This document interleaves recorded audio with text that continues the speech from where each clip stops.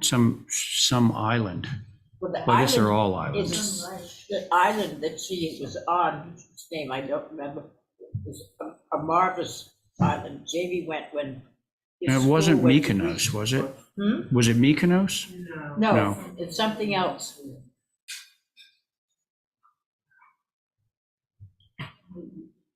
Still waiting? Being all remotely on. Okay. Technology is wonderful.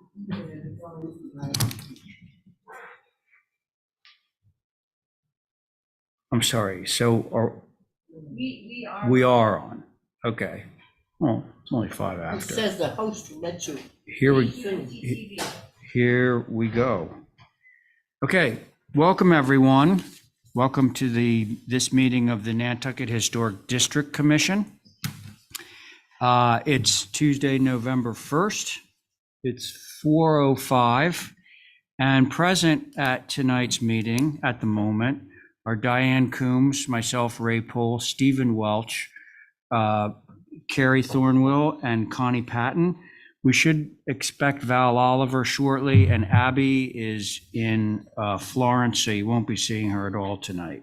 Oh, and Jesse is not going to be here either. All right, so for those of you in the audience, just 2 things. 1, if you could mute your cell phone. 2, if you want to record any portion of tonight's festivities, let us know in advance. That's it. Thank you. Now, can I have a motion to approve tonight's agenda? There it comes from Diane. 1, 2, 3. Yeah, so we'll have all these members at the table. And because we're all at the table, we can do a voice vote. So all those in favor of Diane's motion to approve tonight's agenda, say aye. Aye. Aye. Any opposed? Okay, so we've got an agenda that has been approved. All right. We have 2 items up for our initial discussion. And those items are the letter to the select board reinstating the advisory boards and the discussion of sign advisory, which, who in the audience is here for that? Paul? Anybody else? Kevin, are you here for that? Okay. Okay, so for the first item is the letter to select board reinstating the advisory boards. A letter was circulated. But we wanted it, your letter. And Oh, well, and it wasn't, I approved of the letter that went around. I never got it.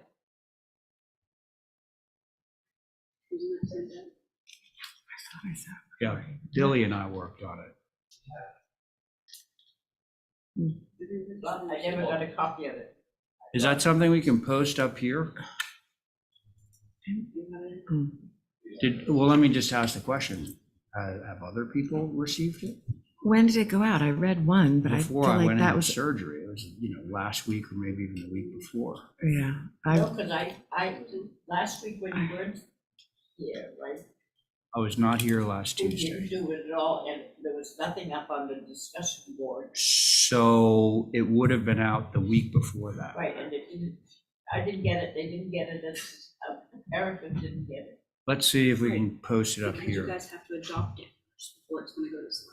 Can I do have a further thing that I thought I would mention tonight, and we won't have a major discussion on it. Okay, But we should think about it, and Abby will be back next Tuesday, and we've got to do it by then, so we catch this. I don't think she's back next Tuesday. Yes, she said she would be back next. She's only missing 1 week. It's funny, she told me 2 weeks. Okay, Well, so that's what she said. what is your comment? Okay, I had a meeting with John Giorgio. Oh, John Giorgio, yeah. And it says, I am writing to you regarding our discussion during town council hours for warrant articles. I wanted to make sure that I correctly understand what you're proposing. I believe you would like to see administrative support for the HTC removed from the oversight of Plus. Instead, you would like administrative support for the HDC to be directly under town manager. Town manager would appoint appropriate staff to support the HDC outside of Plus. And you are not seeking to make the HDC an independent agency outside town administration, which is absolutely right. If my understanding is correct, there's no need for any town meeting action to accomplish this goal. Pursuant to section 4B of the town charter, the HDC is already designated as a town administration department, which means that all employees, including staff assistants to the HDC, come under the appointment, removal, or other authority of the town manager. The current organization structure of town government with respect to the place of the HDC under administrative support of the Plus Department is the result of a memorandum, MOU, between the NPEDC and the Select Board, which was executed in August of 2012. The MOU provides that the HDC will be under the administrative management of the Plus Department. In 2016, the MOU was amended to make the Board of Health out of Plus. Similarly, in my view, the MOU could further be amended to remove the HCC from the administrative management of Plus. This would require approval of the Select Board and the NPEDC to amend the MOU. Okay. The only other opinion would be to amend the charter by taking the HDC out of town administration, which I understand is not what you are seeking to do. And Okay. he suggested to make a motion to the Select Board to amend the 2016 MOU and removing HDC from Plus. Okay. What we need to do, Diane, Same approach of the Board of Health. we need to circulate that. Yeah. Staff, and then just put it on as other business for next week. Okay. I tried to copy this, it won't copy this Well, letter. just take it in to have somebody from the staff send it around to everybody. But we have to do this as other business because right now it's not probably noticed. So thank you, Diane. In between time, did we get the memo? We have it. Okay, so I'll read it aloud. If I can see it. Well.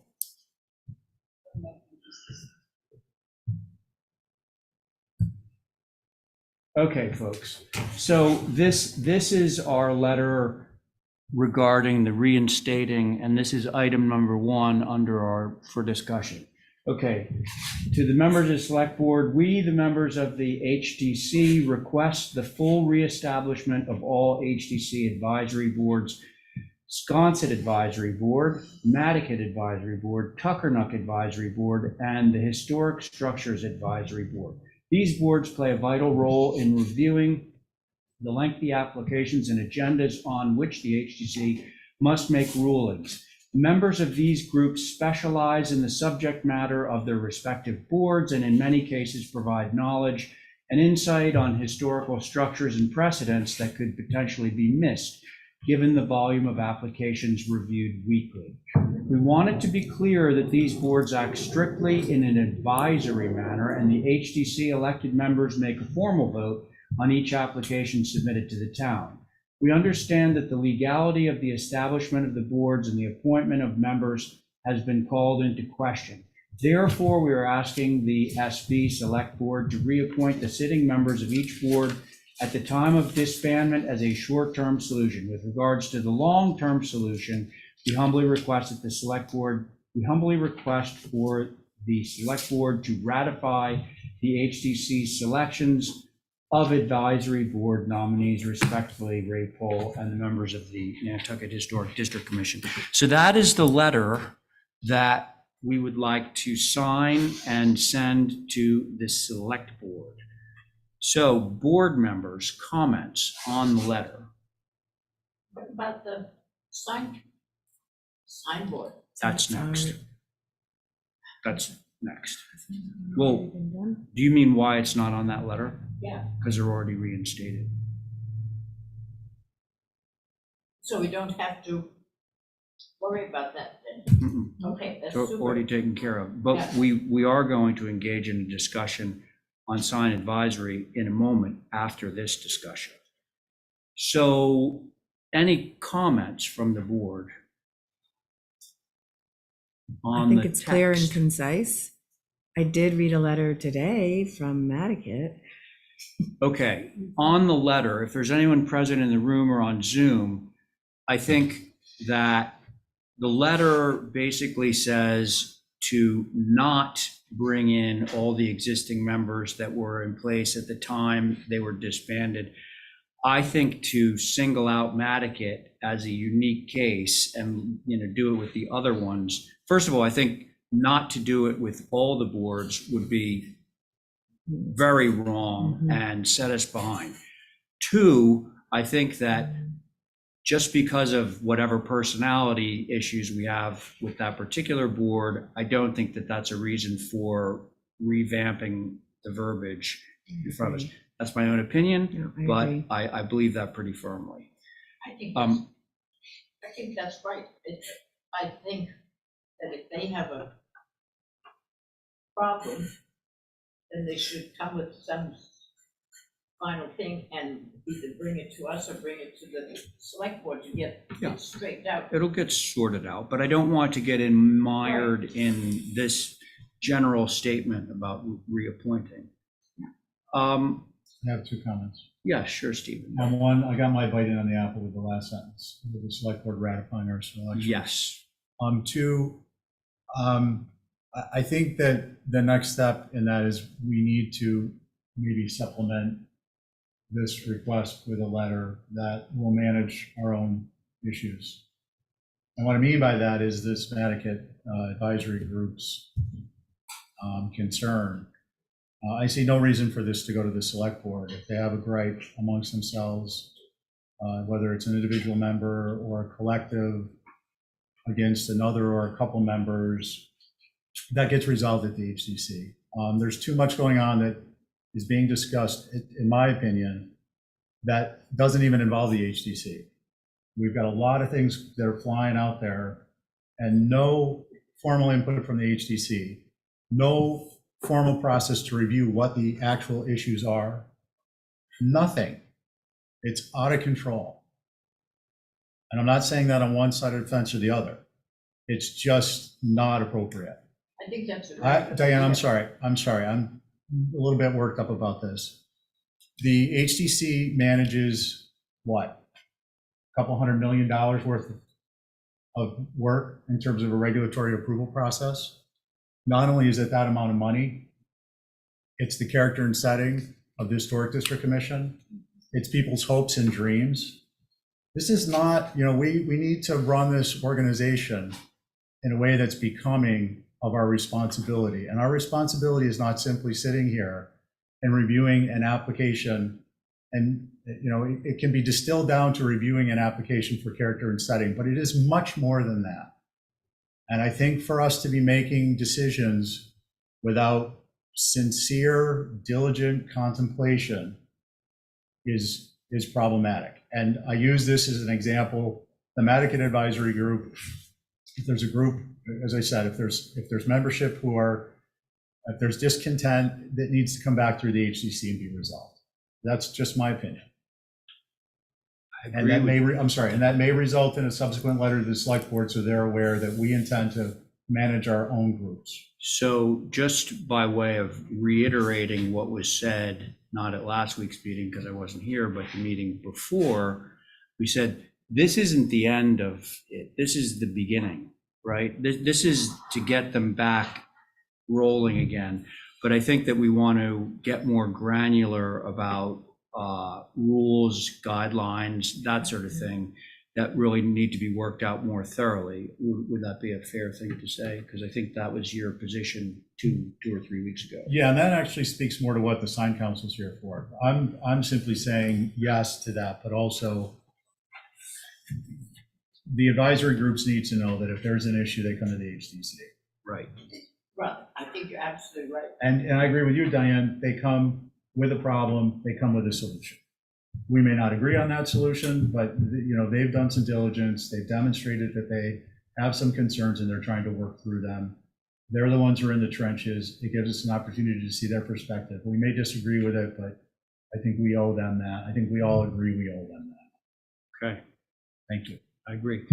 Anything else? Because if there's no further discussion, what I would like to do is have a motion. that we I'm can- sorry, Mr. Chair, would you take comment from the public? Yeah, sorry, your name for the, is that you, Hillary? Yes, hi. Hi, Yeah, Ray. hi, sorry, go ahead. That's okay, thank you. Hillary Rayport.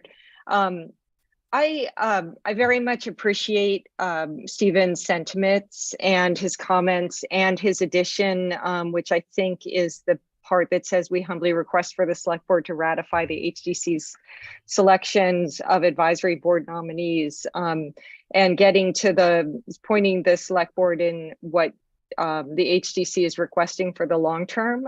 And I just wanted to confirm that if what this is intended to be is that for the long term, the select board would continue to use their power to create advisory boards, to appoint these, and that the HDC would be continuing to have the power to nominate the board members, and they would have the exclusive power to nominate the board members, and the select board would appoint them.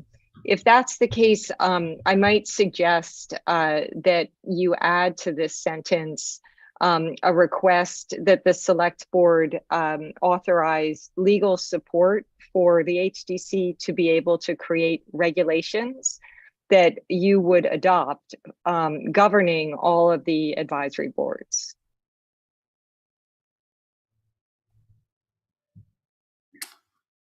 It's a good point, Hillary. I'm trying to think whether that's, as I said a little earlier, this is the beginning just to get us open up the door so that we can get the advisory boards back on. There's a lot that we want to append to this. How do you all feel about that? Adding language to this?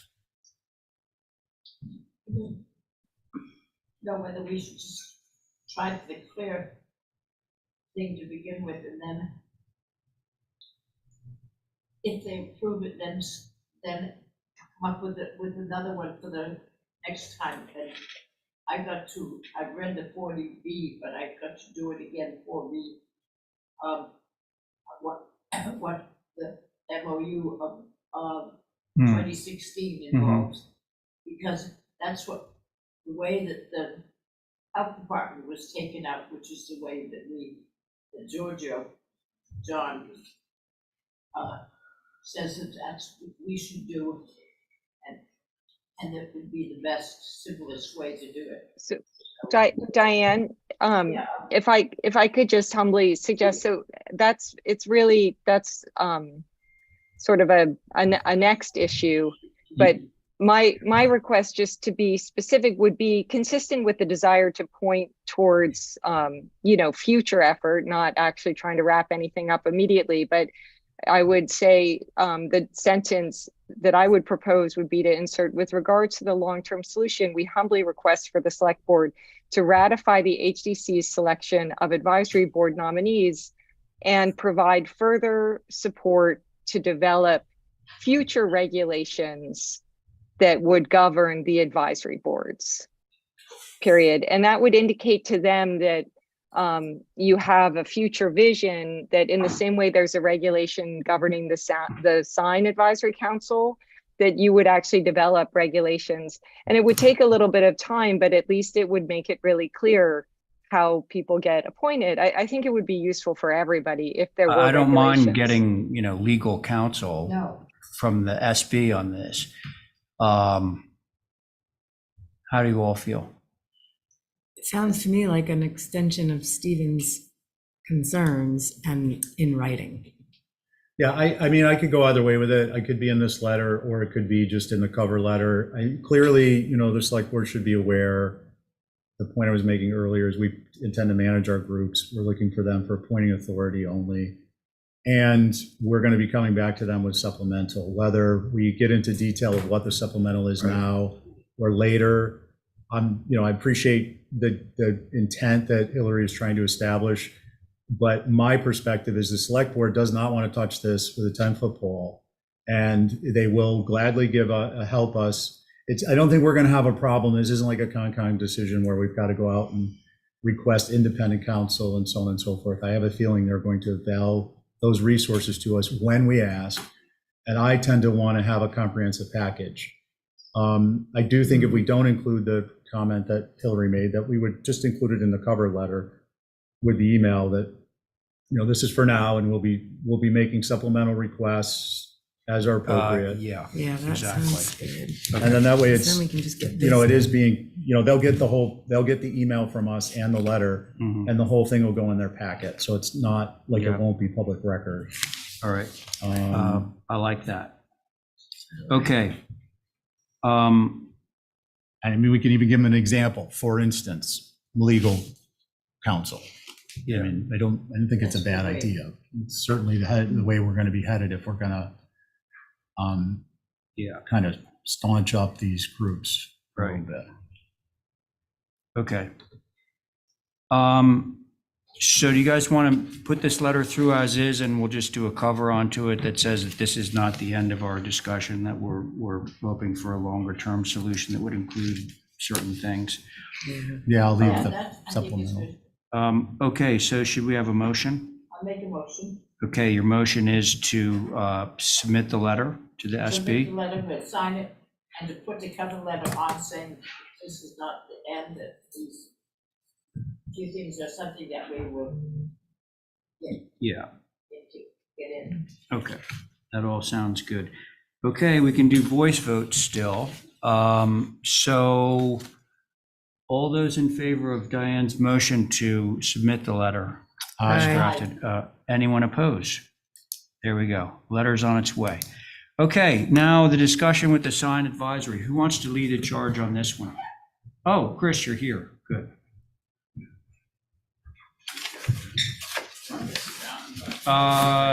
We need a mic, so as long as you have a mic in front of you. I suppose I could stand. Well, you can sit down and adjust the mic. Sorry. Well, thanks for having us. Sure. There's been, first of all, that was a great build-up to this conversation. I'm glad that they just went through that so that Yeah.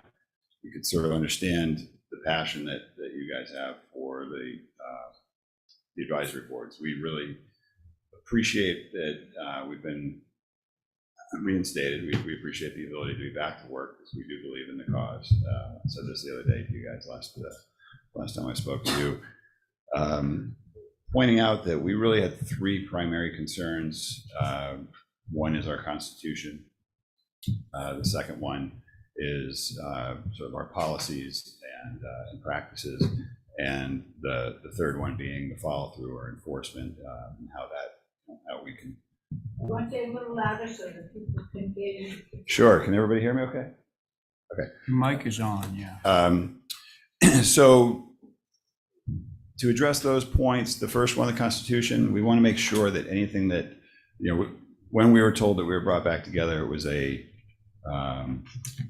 temporary measure while some formal process, perhaps going through town meeting, was going to take place, so that we could be, whatever that loophole was that caused us to be disbanded would be closed. We would like to be under the jurisdiction, if that's the right word, of the HDC. We'd really rather not be having to rely on the select board to be appointed. We'd rather not rely on plus staff. So hopefully, however that amendment or article is drafted, it involves us reporting to you and you being the appointing board for us. We feel that that's important. As your advisory board, we always want to, be appointed by the people that we're advising. I think that only makes sense. So whatever we need to do, I don't know if there's been an official movement yet to draft the article. I guess we're here to ask you if that's underway, if you know anything about that. Is there anything that we can do to help? Is the second part. So it's going through the select board because I'm stating the obvious here. The HTC currently does not have the power in their legislation to appoint advisory boards. Right. So the workaround is that the select board does, so we can have them be our proxy with the understanding, and it shows up in that letter that we're sending regarding the other advisory boards, that, and this has been discussed back and forth between the select board and our board,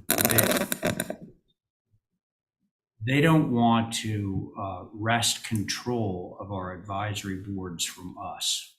I think they're all, and of course, it has to do with the personalities that are sitting on the select board, because they're voting. But the idea now is that we review and we basically say who our candidates are, and the select board kind of rubber stamps it. Now, how the whole thing gets changed over to the HCC is a legal thing that I'm not sure that I have an answer to. Maybe somebody else does, but I think it's changing our enabling legislation is what it is. Well, John, Giorgio said in that letter, in the 2016 MOU, that it can be done when we ask the select board to make us the people who do the appointing. That's one of the things that will be mentioned, so that we report to them, but we will do the. Regarding the advisory boards. Yes. Okay. Yes, Can I Chris. ask, the letter that was drafted to us, inviting us to rejoin the board, that's which included the other language that we were curious about with respect to understanding that the rules had changed, which I'd like to talk about next. But in that same draft, and I think Holly, did you write that? So it does say. Staff wrote it, yes, sir. Yes, so in that, it does say that it's in motion, an article is in motion for town meeting. So I guess that's what I'm here to ask about. Can Yeah, whoever wants to I? Yeah, address it. so I think there's a couple of different things going on here in terms of solutions. The town code can be amended. That would require, depending on if it gets involved in the town charter, that would require a charter amendment. If it gets into code level, then and it's consistent with the town charter, then it will only require a town meeting vote. If it's not zoning related, it only requires a majority. If it's zoning, it's 2/3. My understanding is that the Chapter 124 approach is a town code bylaw, and the end result would be that the HDC would, I don't think directly, but have the select board would ratify or it could be designed so that the select board would ratify the HDC's slate. That is, in my opinion, the easiest lift because it doesn't involve a town charter. It doesn't involve the HDC Act. I'll state up front right now that, I would have grave concern about opening up the act for amendment. It is, it could become, depending on how the language is handled, it could be and submitted to town meeting. It could become like a constitutional convention where everything, that word's been bantied about on both sides of the politicized issue. I'm not using it in either of the politicized senses. I'm just simply saying to the effect that once it's open, there are other substantive changes that could happen. And believe it or not, there's some folks out there who really aren't thrilled with the HDC period. And I'm not saying in terms of being more strict or more preservation oriented. So I think the idea here is to try and get back to fair and even and the easiest lift. That's something that I think we would probably entertain. I would suggest through the organizational focus committee, And it would be something we would do late in the year, or if staff were to bring something forth directly to the HDC as a commission. That, again, the easy lift would be the code. Some of that may, or, that also helps us because some simple language could be put in that would allow the HDC to manage its affairs, including the advisory groups. Outline some parameters and establish that the HDC could go about under the authority of the, I know people aren't going to want to hear this, don't take it the wrong way, but perhaps under the authority of the select board, for the specific purposes of managing these work groups, the HDC can establish, certain regulations that pertain to them. I want to be clear, the HDC has the power in the act to establish its regulations. We can do that anyways. The gray area that I'm trying to suggest could be eliminated is how our regulations pertain to these advisory groups. May not be an issue. Town council may say you don't need to do anything about it. You go ahead. Select board can appoint these folks, and you all, that you've ratified your slate, and you all can set up regulations, including, one, you'll follow Robert's rules. Two, how you're nominated, that you go to the town office and you swear the pledge. All of that stuff is probably something very easily rolled into an article that's under the town code versus the act. So I just want to give a little bit of meat on that. I'm not an attorney. I have studied the topic. It's of grave importance to me as a community member, as with all of you, but also because I sit here and each of us is going to be affected by the outcome. And that's really part of my earlier point too, is our having leadership and control over outcomes in the benefit of the community on both sides of the fence, preservation, development, all the things that fit into our mission. I know I branched off a little bit, but we haven't had an opportunity to talk on any of this stuff. So you want to summarize for me? Thank you, Stephen. But Holly was going to say something. Do you have something to add to that? I just want to echo Stephen's sentiment that that's exactly it. We want to be careful about any opening the special acts. Very So yeah. interesting, yeah. And I also want to mention, I did reach out to the state, the certified local government coordinator, who is somebody that I can reach out to on preservation matters.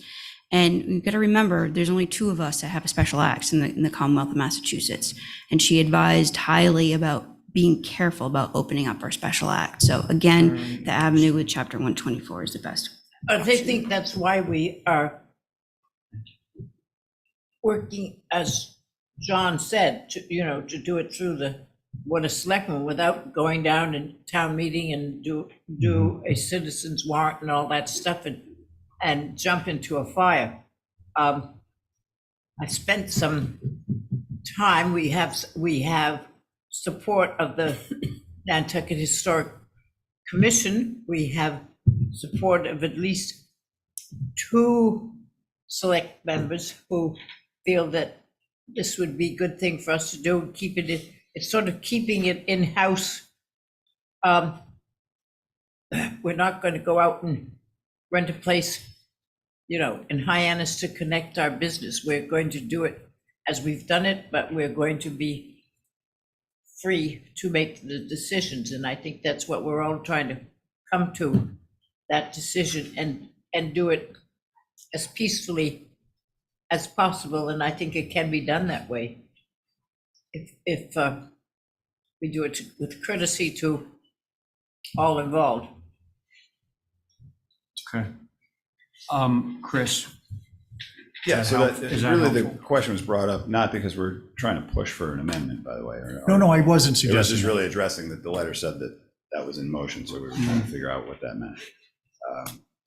So as long as everybody's comfortable with I know that some people have questioned whether the select board, should be the ratifying group. Frankly, as long as we're being appointed by you and ratified by them, that's great in our opinion. So however the legalities work, we'll leave that up to the politicians and lawyers.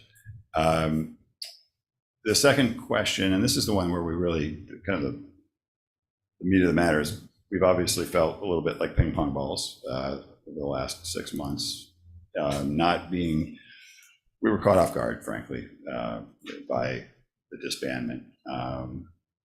It felt like it could have been a reaction to some of our practices. So we want to make sure that now that we're a newly appointed board, what should we do differently, if anything? We've always come to you and asked for your advice. How can we serve you? We've taken on certain roles, the faux flower arrangement question being one of them. We came to you, said it's a subject that's been brought up. How should it be handled? You requested that it be put back on our agenda to host the open meeting discussion, which we did. At this point, that's sort of lost its traction. It hasn't really gone further than us having those open meetings. But that seems to be a good example because it was politicized. And so what is it that we can do differently, if anything is necessary? You know, have we acted inappropriately, and specifically, what can we do differently? I don't think that, I know a bit about this, and I don't think that this all came about because of something that was happening at the sign committee.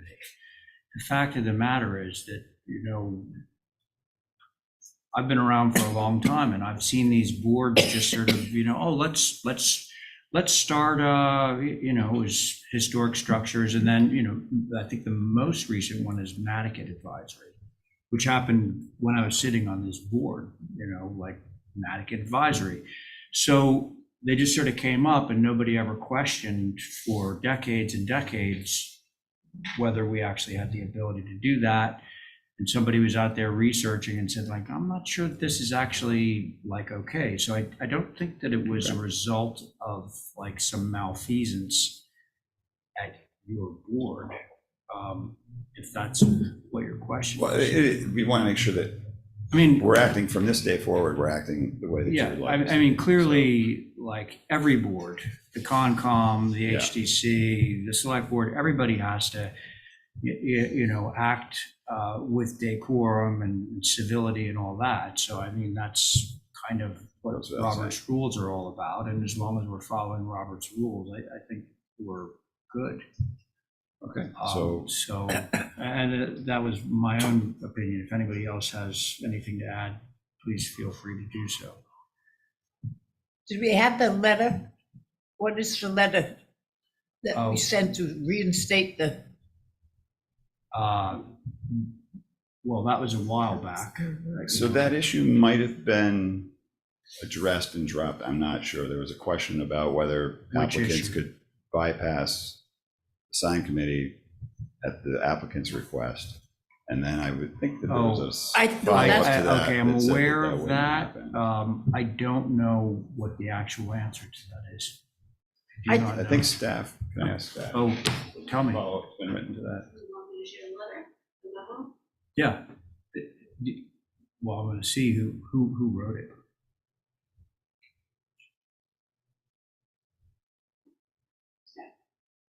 Staff wrote it? This memo was written by staff, approved basically by planning director, town manager, and Mr. Apel before it was sent. Oh. Yes. It wasn't done in a vacuum. is that the, I can't see it well enough. Too Yeah, nearsighted. well, okay. And then we need to Is this the scroll one down. that says they can avoid going to the sign committee? Second or third paragraph down, because I don't agree with that. They shouldn't be singled out that way if.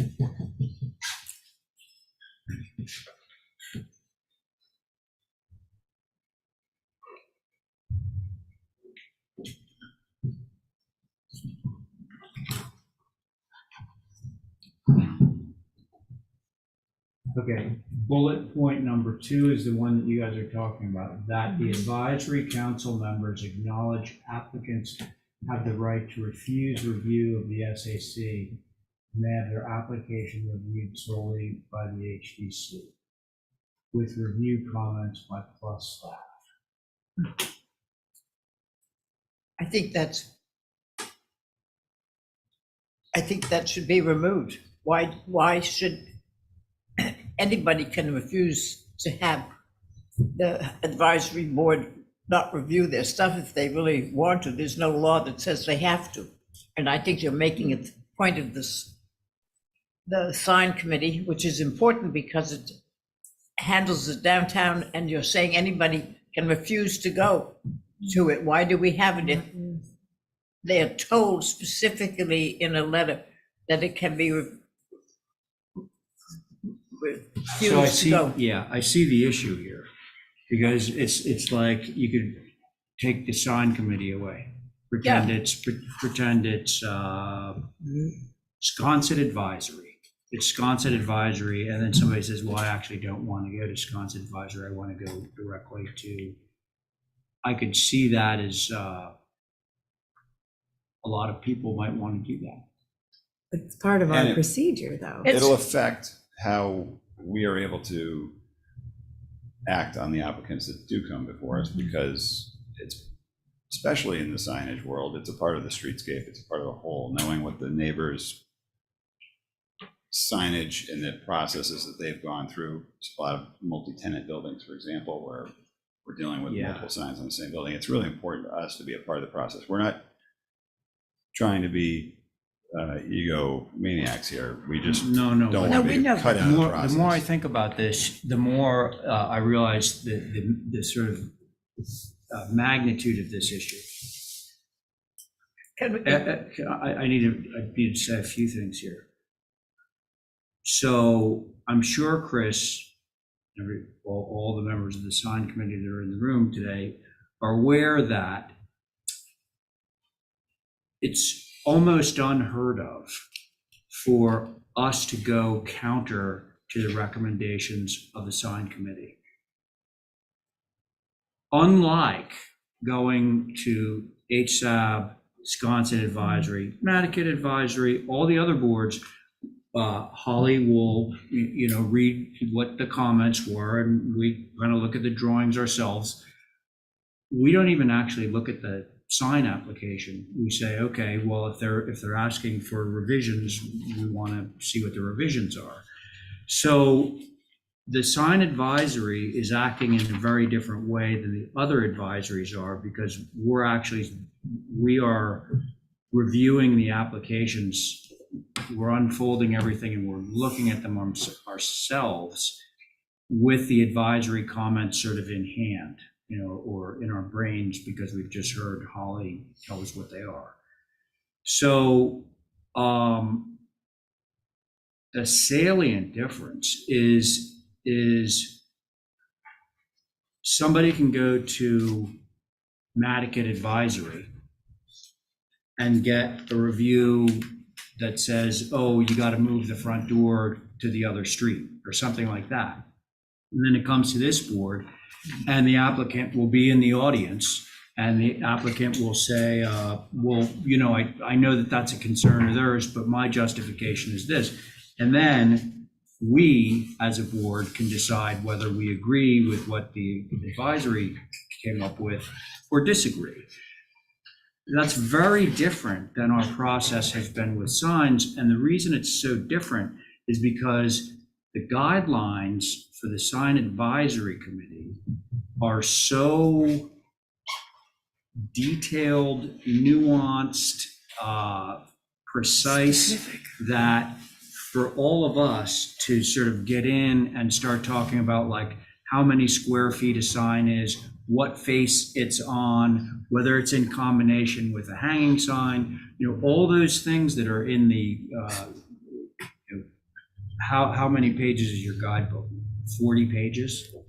Yeah, more or less. Okay, Okay, so a couple of points to respond to. the verbiage in there is kind of exclusive to sign advisory, because it's saying, well, I don't feel like I'm getting a fair trial at sign advisory, and I won't be able to have a trial at the regular board. Go. So I disagree with you on a few accounts. First of all, we've had plenty of applicants who have received a negative review from us. And if you go back and listen to our meetings, consistently we will say, you have the option of going to tonight's meeting. This is a recommendation. You are welcome to go to the meeting and represent yourself. People often ask, do I need to go to the full board meeting? If they're getting an approval, we say, probably not. But if you're asking us, should you go? You should go. That's the solution. As long as that's being said, and an applicant knows that they have another shot at this before the regular board. Absolutely. Because the Every fact of the applicant- matter is, a lot of this discussion is around the fact that certain people have said, well, you're delegating all of your responsibility to your advisory boards and you're taking no responsibility yourselves. And you're not, because we are clearly telling everybody that we're an advisory board. We're sending a recommendation, and that's what it is. If they have a positive recommendation and they ask, should they go to the meeting tonight? We usually say it's not necessary, but if you feel you should, just to be sure, you can. Okay. Because we've also said that you all have the right, your view packs include the signs. You all have the right to pull anything off a consent agenda and say, I'd like to look at this further. I can think of Quidley and Company as an example where we had recommended approval and it got pulled off because of its unique design. And I remember the conversation came Pulled off by a board member? by a board member who's not sitting on the board at the moment. Okay. But they were concerned because it was an atypical sign, and it eventually got approved. But I recall that was one that came back to us after we had recommended approval. But it came back because the board member wasn't comfortable, and they said, well, Okay. so anyway, So as an example. now that I have a better understanding, and now that you've reassured me that when applicants are in and they have something that's contentious and it is not going to get a favorable recommendation from them, that you are offering them the ability to go to our meeting and voice, outline. So so that leaves us with the issue of that memo has already been issued. I got a couple Correct. of things though. Sorry, yeah. Before we get Stephen, go ahead. too much further. I'm going to back up all the way to the beginning in a moment. We'll start with backing up. I think, Chris, simply adding through the town, it says SAC will make recommendations on the application of the full historic district commission board, as well as mentioning, that's on your town webpage for the sign council, sign advisory council, as well as mentioning at your meeting, probably beneficial to include there that the HDC is the final decision maker and arbiter of these topics. On the memo itself, I have a little bit different perspective. I'd like to understand why, if it's something, Holly, when was this written? Do you know? September. Okay, so it's been a couple months, almost 3 months. If staff felt as a collective that this was still something that they would recommend, as opposed to saying they can't do it, I would want to understand why. If it is it based upon operations at the staff level? Is it based upon some other procedural matter? I'd like to understand it. If instead the thought has changed, and this is not something that staff still supports, then, it was their opinion then, and all of this is under the concept that the HDC is the final determiner of how it receives these signs. And if our regulations were to stipulate, say, staff didn't feel like it was an important point anymore, we can just clarify our regulation is simply that you go to sign advisory. If you don't like the result, you have the opportunity to come to the full commission and have your sign reviewed. We encourage you to bring the guidebook, the sign book, and to pull out examples. You can have further discussion with people who might want to do that so that they don't feel like they're between a rock and a hard place. I'm not suggesting that you put them in that position, but let's just have that discussion while we're having discussion now, or I'll make the point. Good. So, wait a minute. I've been sitting here listening. I want to go through my points. I think it's important back on how you guys are organized and what you're doing. Do you all state anywhere that you practice Robert's rules? We do practice Robert's rules. Does it state it anywhere in your documents on your webpage or anything? I don't know that, we don't control our webpage. I don't know if it Okay. does say that on there. So if that's something that should be added, feel free. Please. Done it all with. And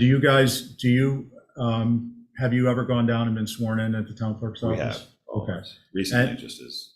And did you guys get the ethics training?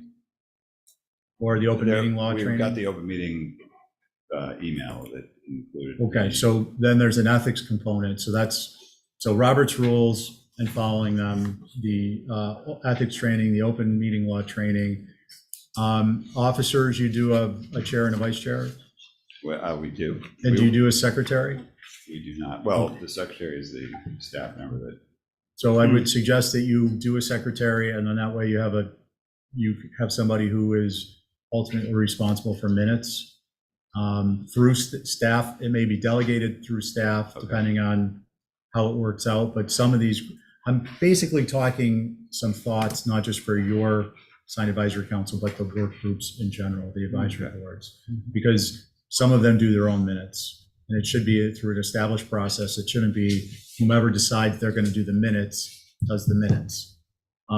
Because the minute taker needs to understand what it is they're actually trying to accomplish. And I'm not saying this is rocket science, but the state's determination of what you're trying to accomplish is different than many people might think. So those are just some thoughts on the operations end of it. You've clarified, and I appreciate you all coming in on some of your operations. You've answered questions that I would have otherwise asked, so I appreciate you speaking on that. And Diane, I didn't mean to cut you off. I just wanted to get through those points before we went back to the staff letter, or memo. I Thank you, wanted to Steve. say, you Go. brought to mind when you said that, in talking to John Giorgio tonight, I said, he taught me about a bunch of stuff, and I said, we haven't had a lecture about all these laws that control our Robert's rules and all the rest of the stuff. I said, we had one, I don't know, back in 2016. I don't think, to my memory, we've had one since, and a lot of stuff has changed. And he said he would be glad to have somebody from his office come down and give a lecture involving any commission that wants to come to find out all these questions. Is it legal? What's legal? What isn't? In the 300-yard circle around a house, you are only responsible inside that 300 circle if you are adjacent to the building and 2 houses away from it. If you are 3 houses away from it, the 300 square foot circle does not involve you. Interesting. I had no idea, having been said I was in 300. I asked him about it today and he explained it all. I said, we don't know about all that stuff. So anyway, he said he would be delighted to put the class on for everybody. And I'll just let him know that we'd like him to do it for all the commissions. But I think in regards to this letter, I wonder why it went down to the selectmen, which it has gone down to the selectmen, right? As it is stated on the thing, that it was not brought to a meeting of the HCC, because I wouldn't have agreed to it. And I never got to say anything about it. And that disturbs me, that it should be done by our staff without coming first, because we never discussed it. I don't think we would have, with understanding, done that thing of the sign committee. And I would like to know how we can neutralize it. Because we're going to go down and they say your own staff thinks you should do it this way. I think it needs to be considered again, because it's very important to sort of stand together, not have people on both sides when we're one commission that's trying to work as a team. So I'd like to know how we can do it. If anybody else, am I the only one that's? All right, well, so now that I more fully understand bullet point number 2, is bullet point number 2 of this memo it? Is that the contentious part of this memo? Yes. And that question is addressed to everyone, actually. It's addressed to board members, it's addressed to sign advisory, but it sounds like bullet point number 2 was the sticky one. Am I correct? Well, as far as I'm concerned, yes. Ray, Okay. may I make a comment? Actually, it's number 3. It's 3-2. Hang on. Holly, yes, go. No, that's not rude, sorry. Thank you, Mr. Chair. I kind of addressed this last time that Diane brought this up, but it's administrative. There is a level of administrative aspect that staff has the authority to be able to do things. That we don't need every letter that is written and every, thing that we do to be approved by the commission. Obviously, we're not going to act in vain of the commission. I just want to make that clear. As far as specifics, I can only speak to the advisory boards that I've worked with. So I apologize. I have not really been involved with the sign advisory council. But if you're talking about bullet point number 2 with all the different reviews and sign-offs, that's statutory, that's requirements. You're talking about the, Somebody, I think, corrected me. It said it's actually bullet point number 3. Okay, Second one is number 3. I was the Okay. white bullet, not the black bullet. So we're bullet point number 3, category or white bullet number 2. That one sentence that says that the advisory council members acknowledge applicants have the right to refuse review of the SAC and may have their application reviewed solely by the HEC with review comments by plus staff. Okay, so I believe that's where we're all getting hung up here. And I can understand why. And I can also understand why that language was put in. But personally, my view is if we can alter that language in that one bullet point to say that the sign advisory committee will advise the applicants that the final review process will take place at the HDC meeting, on a given night, and that they're welcome to attend and plead their case before the HDC, as long as they have that as a mechanism, so they don't feel like they're stuck at the sign advisory level They forever. should never feel like they're stuck at it. And I think if you I'm listen to just- the meetings, I think we all clearly understand don't. each We other, don't, but as long as act that's in being that said capacity. explicitly, I think we're good. I think we're so looking at this retroactively. Yeah, that's the problem. Things have cooled down a little bit and so on and so forth.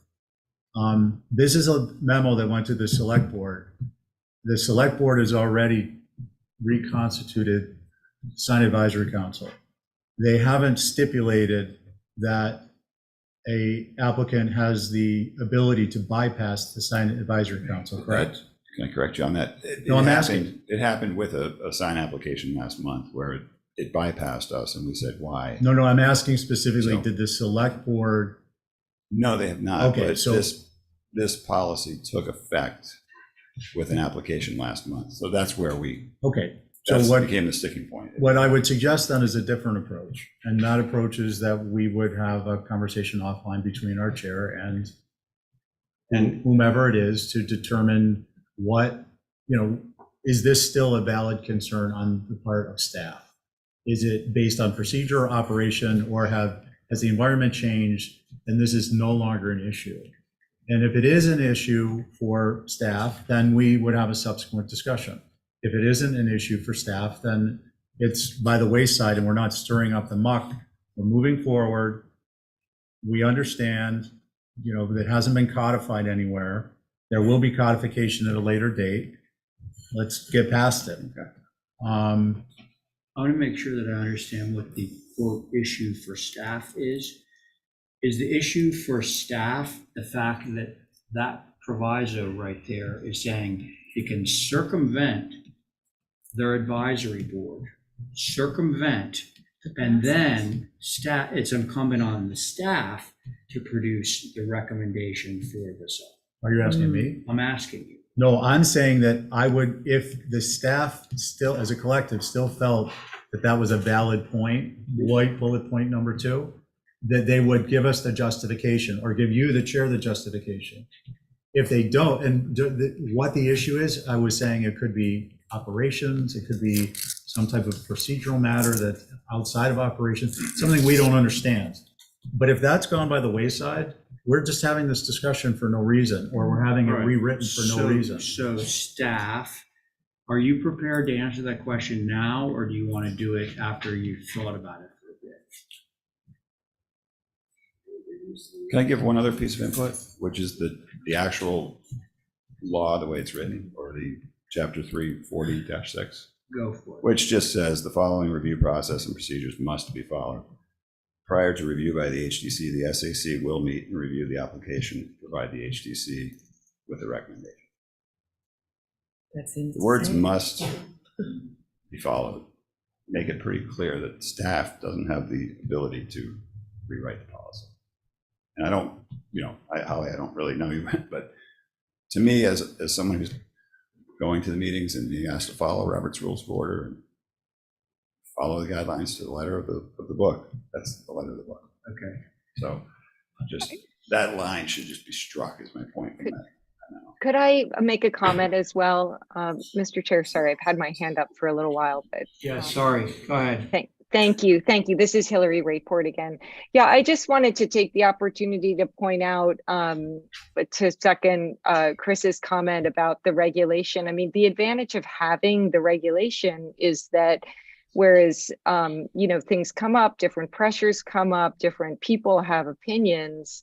But once something has had a public hearing and been adopted as a town of Nantucket regulation, it prevents those pressures from being exerted and for new policies being set on the fly. So it is very clear in the regulation that the Sign Advisory Council must review this point about advising applicants that they can skip the Sign Advisory Council. It's just not consistent with the regulation, and it's not something that can be taking precedent over the regulation. So Yeah, I and hope that's, that, that's basically what the language that Chris just read underscores.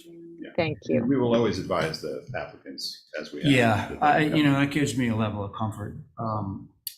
Because there is a distinction between your process and all the other advisory boards, I think, as we all know.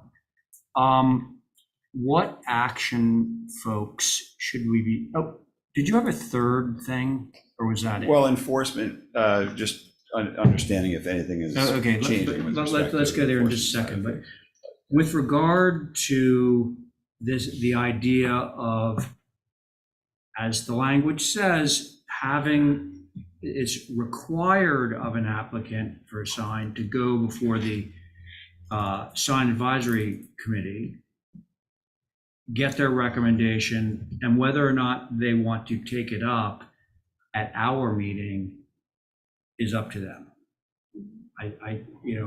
I'm satisfied with that. Great. Everybody? Yeah, and I think it takes the onus off these guys to do one more thing and that sign stuff is like, Yeah. why even bother? Just keep it going the way it's Well, going. and frankly, I think a lot of this stuff comes from like there being a particular application that brings to light certain things. And so, but I do think that the after this discussion, knowing that the remedy is for them to come to this auditorium and sit there and say, oh, I want to be heard on that sign. It's a that's pro- okay. It seems like it's a simple process It's a that's, simple process. and there's an appeal process. And They it's can more, appeal the it's more decision. like our other advisory board type process. Right. You know, the fact that we then have a subsequent review. Can I'd like to comment on that. Yes, please. Because it's important for us to understand the distinction. An appeal would be an incorrect categorization. Yeah. That would indicate that the sign advisory council and the other groups have a regulatory, and I'm not. Thank you. to be- It's a matter of but a word, yes. just you're because we're right. having It's that just that they discussion. want to come and So- defend their, And I had written appeal Sign. earlier myself as a note to remind myself that it's Shame on you. not part of that process. I think we're making more out of this than we need to. This is a Well- conversation that we could have had, if we had this conversation with this memo when it was written. Read that text you just wrote, or you just read. Sure, the following review process and procedures must be followed. A, B, C, D, I'll get to E. Prior to the review by the HDC, the SAC will meet and review the application and provide the HDC with a written recommendation. See Appendix D for more information. Okay, so my suggestion is simply this. We refer that particular text back to staff relative to that particular text, which is the white bullet, and ask them if they still have a staff and administrative concern. If they do, could they please voice it to the chair, and we'll seek a resolution. If they don't, that's not a regulation. That white bullet wasn't voted as a regulation. We all understand how things are going, how things will be handled. We understand section, what is it, 340 or 304? 340-6. Which there's a lot of mud around that because it wasn't actually adopted through a process. You can speak to town council on it. I've looked into it because I thought there was a way to resurrect the advisory groups through that regulation. Oh, right. It's not a regulation. But it does have text that can be used in the future regulation, for instance, under 124, or maybe it's a merging of the two numbers. Frankly, as a member of the HCC, I don't really care what number it is. Is it going to work? Is the advisory council going to be able to function in a way that is advantageous to the HDC in processing the applications in a responsible manner and therefore helping the town and the community? That's all I care about. But again, I want to go off on that. I think just an informal process. Okay. Staff, do you have a concern still? If you don't, we're done with it. Okay. All right, enforcement. Thanks. So about 2 years ago, we met with you. There was a discussion of enforcement. There was a different person in the role of our staff liaison, if that's the right term.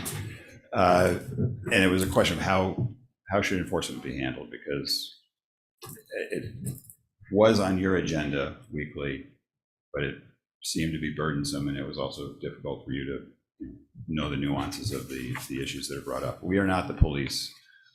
We don't want to be the sign police, but when a violation notice is issued, that applicant comes back to us to discuss why or what can they do to rectify it if they haven't decided to just take the violation down.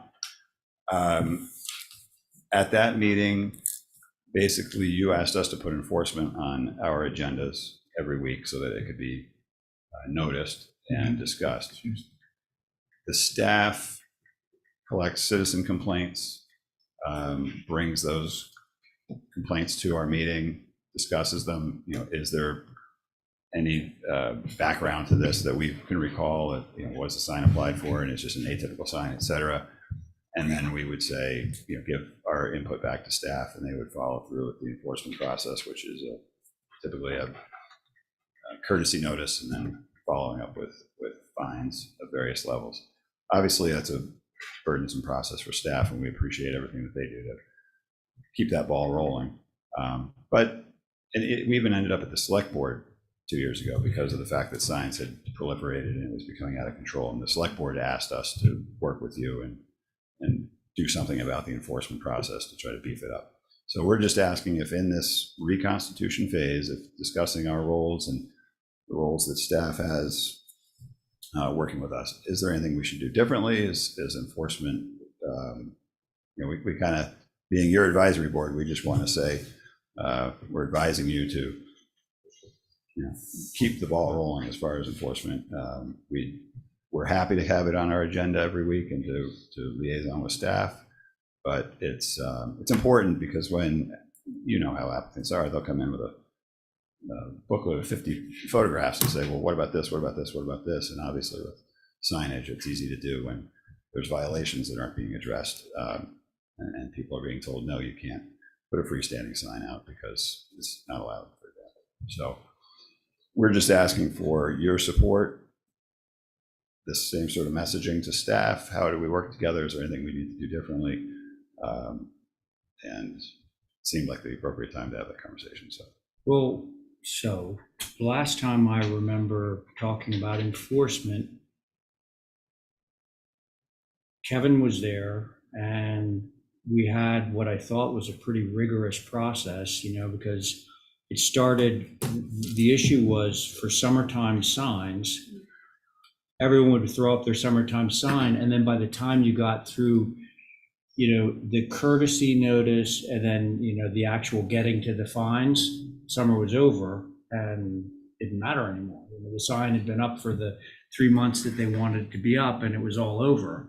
And I thought that we had come up with you guys had come up with a method that sort of short-circuited that so that you could actually get things corrected at the beginning of the summer rather than in September. And does Yes, that no, longer? No, it's that system was working well. Staff, it was great. Okay. Us working with staff. I guess when, for lack of a better term, when our wings were clipped this summer, and we've been told that we need to understand our role could be different. We're asking, is it different with regards to enforcement? Is there anything that we need to do? I don't know how everybody else feels. To me, that's a no-brainer. It's like, I think we had a pretty good enforcement policy that had a lot of people. Notifications went out really early.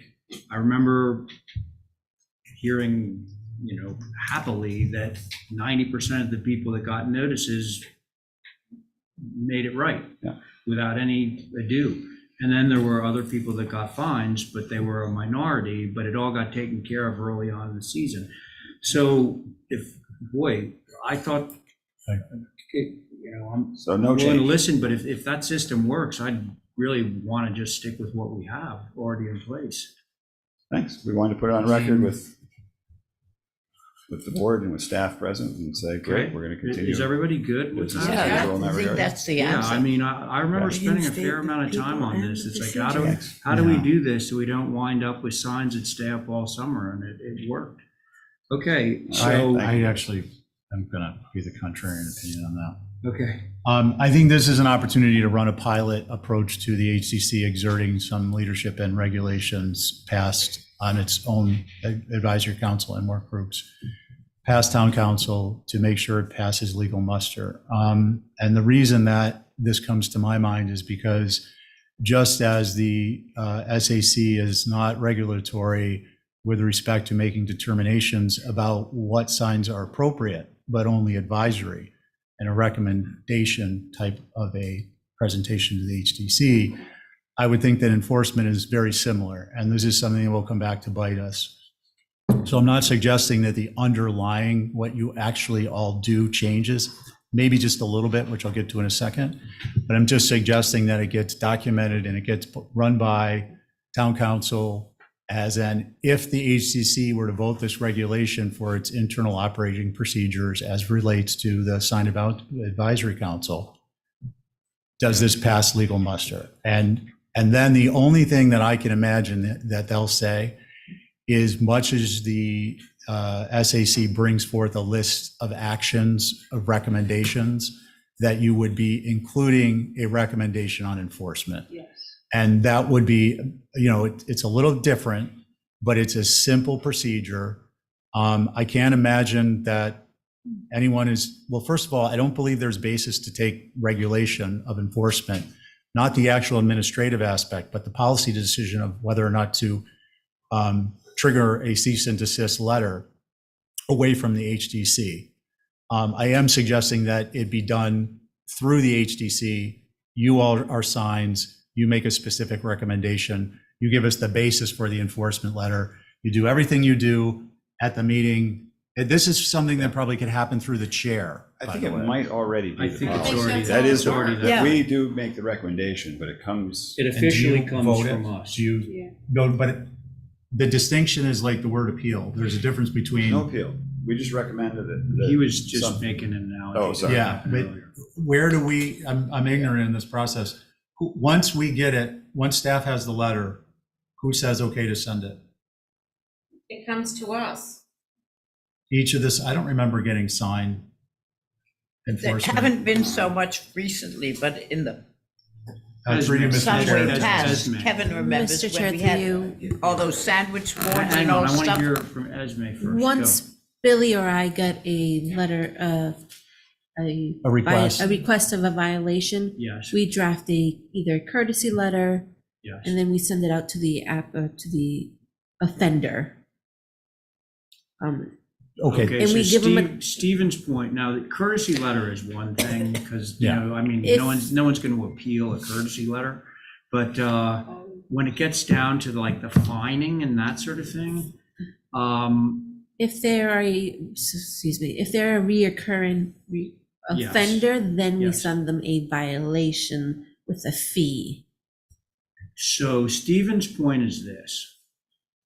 Just as town council earlier on said, well, we don't want to have the advisory boards sort of resting the ultimate responsibility from the Historic District Commission. He's saying, well, we don't want to have the sign advisory committee issuing the violation. Now, because it could be perceived as we've given up our authority as the Exactly. regulatory body. And it's coming from the Go- plus go, office. Kevin. Yes, thank you, Mr. Chair. Kevin Hughes, I'm on the Sign Advisory Council. When enforcement sort of got kicked back up a number of years ago, this whole process was discussed with Amy Baxter and the chief of police and about how all the ticketing and all that stuff should work. That's when the courtesy notice came up. It was an idea to just have a simple letter that said, hey, you might have a problem here, come and talk to us.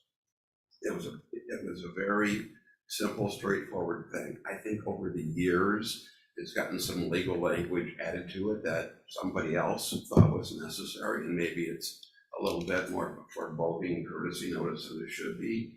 But we, as an SAC, we recommend who should get a courtesy notice and why, and it's documented with photographs, and staff runs an ongoing list of that. So the process that's in place has been vetted, but I want to say this regarding getting information from town council. We asked, as part of the process with the full flowers, you may remember back in the spring, to get an opinion from town council as to whether or not that particular application fit within our description of a sign. I asked in front of this board. We asked several times. We were not granted it. I don't know why. I don't know if it was held up by planning or held up with the town manager. But it's not simple for us to get any kind of legal question answers. Well, And if we need that to pass, well, Kevin, I'm not I- suggesting, I- just to be clear through you, Mr. Chair, I'm not suggesting the Sign Advisory Council ask anything. I think this is a leadership we would. determination by oh the yeah, HCC. well, same way. It's like. Well, to be fair, Kevin, I'm kind of looking at this as, I'm sorry, Mr. Chair, but through you, I'm looking at this as the table has been reset. Everybody's working in good faith, looking forward. And if the HDC has an operational question of merit, which is the only thing we'll be flying up the flagpole to legal counsel, that we anticipate a timely response in the spirit of what we're trying to accomplish. Is it legal or not? And if it's not legal, how do we make it happen so it is legal? What you ask an attorney is just as important as, outlining what your goal is. And I think that, town council, I presume, will be receptive to providing advice to us.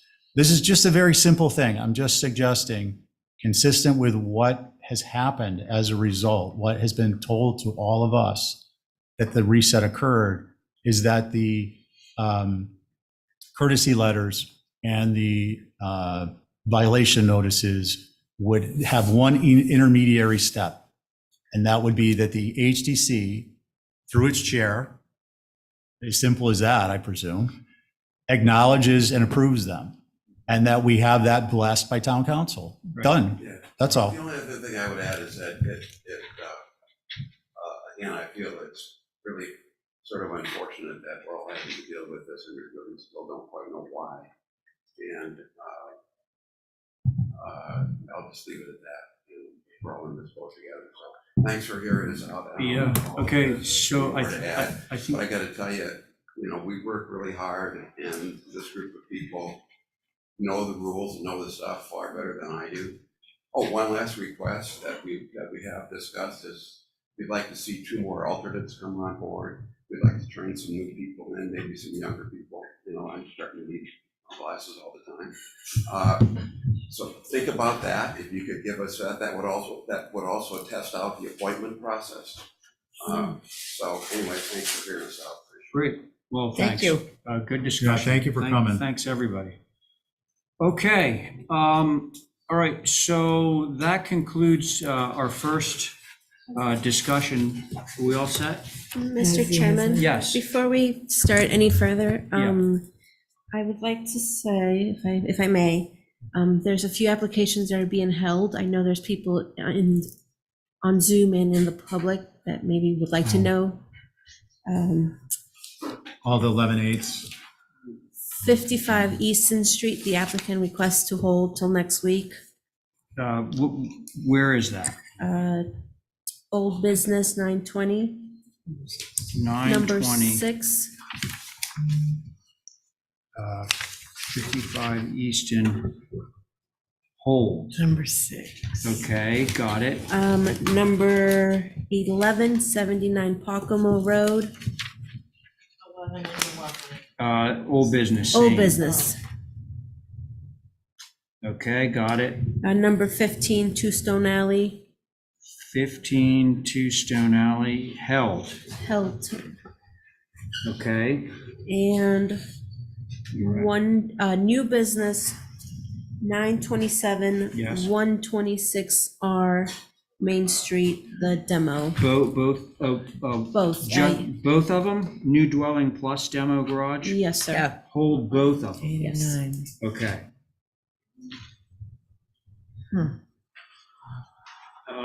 Okay, thank you, Esme. Anything else?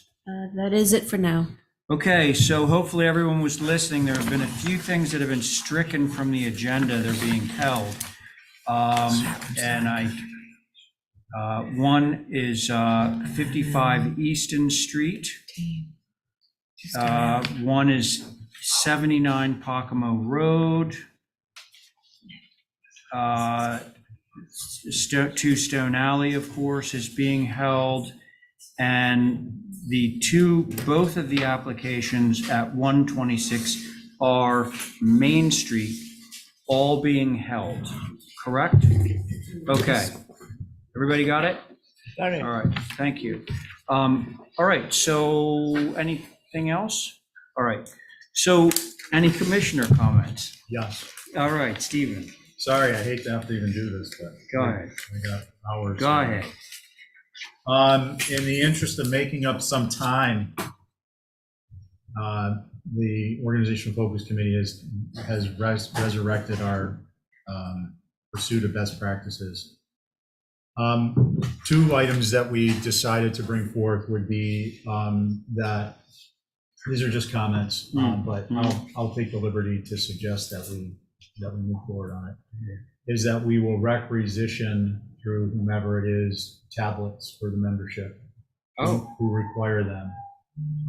The idea with tablets is that we can all review and preview applications digitally more conveniently than even on a laptop, because even with Zoom on your laptop, the tablets are much more responsive with zooming in and out, being able to read small dimensions, things that are unclear, that otherwise we sit here at the table and try and share with one another, and it can be a distraction not only for members, but also applicants and people in the crowd, and then it makes it difficult to manage the meeting. it makes it difficult because you might you might not hear something someone is saying, an applicant's agent, so on and so forth. So the idea is to get some tech, come into the 21st century here.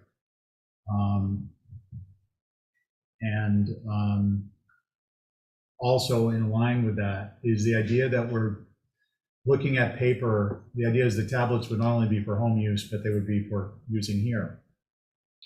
What I've observed and what we discussed was that paper is, I looked at the time, we spend at least between 50 minutes and a half an hour every meeting distributing paper and waiting for an applicant to be able to speak before we have the information in front of us.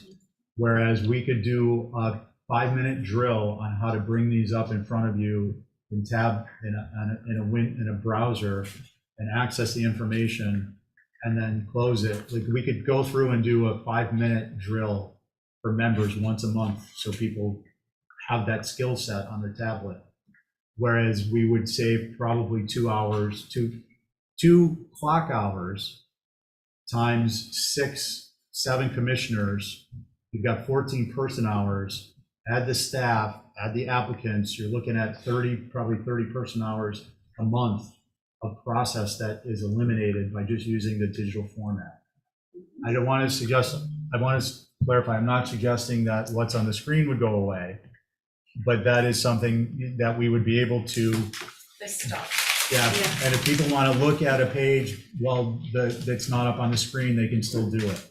So I think that that's an important consideration. What I'd like to suggest, just to close that out, is that unless there's someone reaches out to, say, through Esme to the chair, to let them know they disagree, that we would,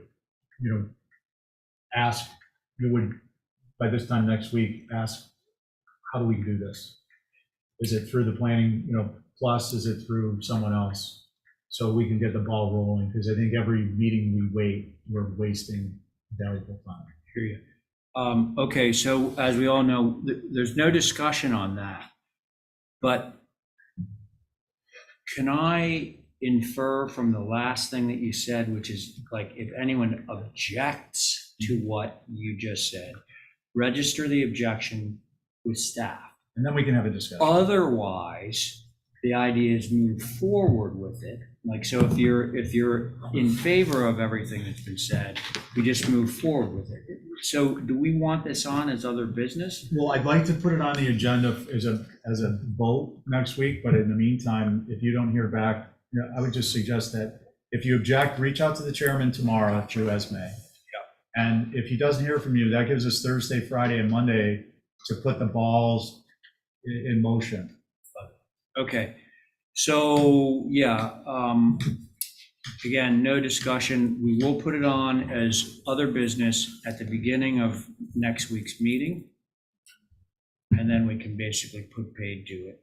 I'm pretty sure that's the way it's gonna go. And Terry, I'm sorry I didn't have my mic on. Oh God, are you serious? Yeah. Oh, no. Mr. Chairman, through you, Terry's on vacation, so please make sure we use our mics. Okay, all right. I was speaking all right. deeply. Ray, can we I'm put sure on they next got you. week's meeting a continuation of the advisory committee's letter and stuff? So it's going to go to, if you get the letter done, and to Erica this week, it will be on next Wednesday's agenda. It has to be down to them before Friday. Wait, so the advisory letter that we just reviewed? Yeah, I thought We the voted on it. motion was that we're gonna send it out. yeah, that's what I'm asking. So we don't really, that's done. I mean, it's going, Okay. it will go to the select board as it was written Right, up there. and With a cover letter that supplements to let Right. them know we'll be Got a little releasing bit of- supplemental. if it's, we don't have to do it, but in case there is stuff to talk about, I hate to see it go for another 2 weeks. No, I want to get it out as soon as we can. So I'm thinking this week it'll be there. Right, so, Yeah. but if you put it on the agenda, then we can talk about it if we need to. And if we don't need to, then it's, No. Well, as far as I'm concerned, the letter's good to go. I'm just gonna write a little cover and we'll go out to all the members of the select board. So that's that. Okay, any commissioner comments? Other, How about, I guess none of you in the audience right now want to do public comment, right? Matthew? Good hand. I was gonna say, you guys are doing a great job. Ah, I love that. No comment. Can't comment on it. Yes. Oh, hand up. Hillary, did you have something for public comment?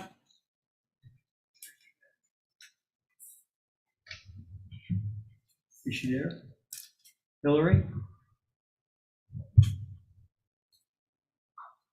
I wonder. Maybe it was left up from Maybe she before. forgot Oh, her sure, hand up. maybe. I have one Okay. other. Can you hear me? Oh, she's here. gosh. Yes, Can you hear me now? yes. Okay, thank you. Sorry about that. Stop it.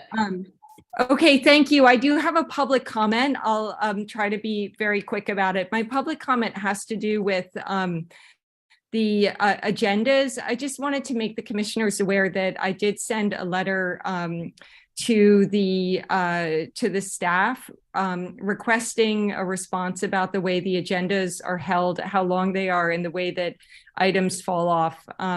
Just now, after an hour and a half of being on the meeting, it was announced that a couple items were going to fall off. And I just wanted to ask that the commissioners be aware that this creates a lack of transparency about what's going to be discussed in the meeting. And it also creates a burden on the public and a lot of cost for the public too, because sometimes people come on with their lawyers because they want to participate in a discussion. And then after an hour and a half, they find out that something is not going to be heard. So I'll just quickly read the email that I wrote. I said, open meeting law requires agendas reflect what the chair reasonably expects to discuss during the meeting, but the Nantucket HCC agendas consistently include many more items than can ever be covered in a meeting. This includes both the number of applications and the discussion topics listed at the end of the agenda. I know there is no ill intent in that managing the HCC applications is a complex task with everyone doing their best. The all on deck agendas give the HCC maximum flexibility to hear anything in the queue, but the practice makes matters difficult for the public. This is because people simply cannot know what will and won't be heard at any given meeting. Staff does their best to reach out to people they know are interested in particular applications, but that's not how meeting notices are supposed to work. It's not fair, and it's also against open meeting law. The problem extends to the practice of allowing applicants to request at their convenience and with no notice not to be heard. While sometimes there are good reasons for an applicant to no-show or need to defer, some applicants take advantage of the accommodation. If there were consequence for missing a hearing date or advance notice required to defer, the practice would likely be extinguished. The public is frustrated when they wait patiently to offer comments during review, only to have the applicant request at the last minute to be heard at a different time. Please let me know when the HCC agendas can be brought into compliance with open meeting law. Thank you. And Okay, that's my comment. thanks, Hillary. Now, we can't discuss, because that's public comment, but I'm making a little note here, because I have some thoughts on this. Thank you. I Hillary, appreciate thank it. you. Thank you. Okay. All right. Now, did you want to go back to another commissioner comment? Is that where you're heading Yeah. a moment ago? All right. Pizza's here. Oh, okay. All right. Yeah, I saw it come in. So pizza is here. Let's, so the first two, the signs are both being held. We don't need to take any action on that. Hang on, I'm just making a note here.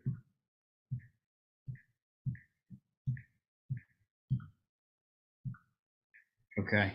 Okay, we have a consent agenda from which I need to recuse. I do too. Val needs to recuse. So Stephen, you're going to chair this, and then I can grab myself a slice. Anybody else need to recuse from the consent agenda? No.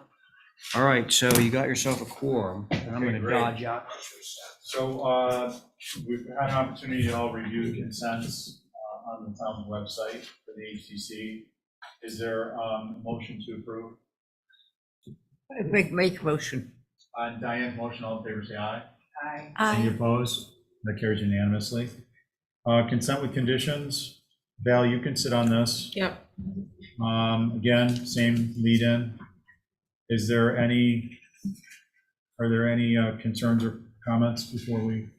Okay, so how about a motion to approve? Make a motion. All in favor, say aye. Aye. Any opposed?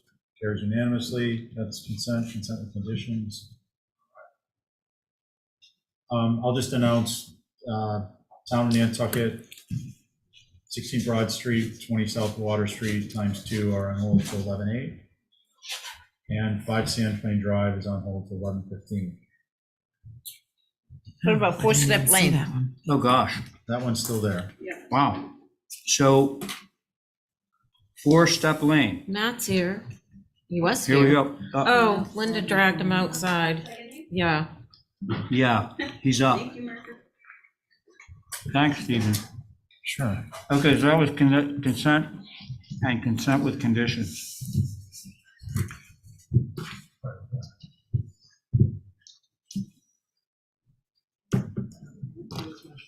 How's it going? Okay. I was gonna look on that phone. 'Cause I'm the one who's always making the noise. Okay. I'm good. I'm all digital. Mm-hmm. Is this the first? I'll have some. Love that idea. This is. Yeah, it's a good one. It's good. With, And they want to be. Yeah. with your permission, Mr. Chair, I can jump right in? or- I'm gonna, Carrie, you want to sit on this one? Sure. Okay, Yeah. Carrie's on, Okay, okay, because Abby's out. gotcha. Okay, hit it. Okay, thank you, Mr. Chair. So this is an application to replace the structure like kind. This was one of the structures that was damaged in the fire at the hotel across the street. And so this is a general application for a like kind replacement. We did have the building measured and drawn, and we actually have a scan of it, obviously, after the fire. So a lot of the photographic documentation is post-fire. The good news is we do have a lot of the original detail, not that it's under this jurisdiction, but we have a lot of the original mantle pieces, even though they were damaged, documented. So that's good. We're going to do our best to recreate it. We've actually met with the structural engineer on site. We've actually did a inventory of all of the structural framing members. It was really the only way to determine what we could keep and what we had to get rid of. The good news is there's obviously a significant number of timbers or framing members that have to be replaced. Although given their size and scope, a lot of them, we're actually going to be able to keep quite a bit. So we're taking an approach where we're not gutting the entire interior. The original stairs are staying intact. Wherever possible, we're keeping a lot of the original framing. So it was a fairly tedious exercise. And it was the interior was in bad shape, but a lot of it post fire damage, specifically water damage too. But anyway, so we're just seeking in a like kind application to rebuild what's there. I also want to put out there that there is some discussion about potentially making a minor addition to the structure, but I thought in the interest of bifurcating the applications, it would better to just go for the like kind and then come back for the minor changes. That's all I have, Mr. Chair. Thank you. Holly. Thank you, Mr. Chair. So for the record, there's what's left of the circa 1810 typical Nantucket by Alexander Ray, who was a mariner. There is an HDC survey on file. NPT actually did a marker history, so there was a marker on this property as well, along with their detailed history. And it's also outlined in Clay Lancaster's book as a 2.5-story shingle ridge chimney, 4-bay facade, 12/12 and 9/9 pane windows with the entrance moved to the east side.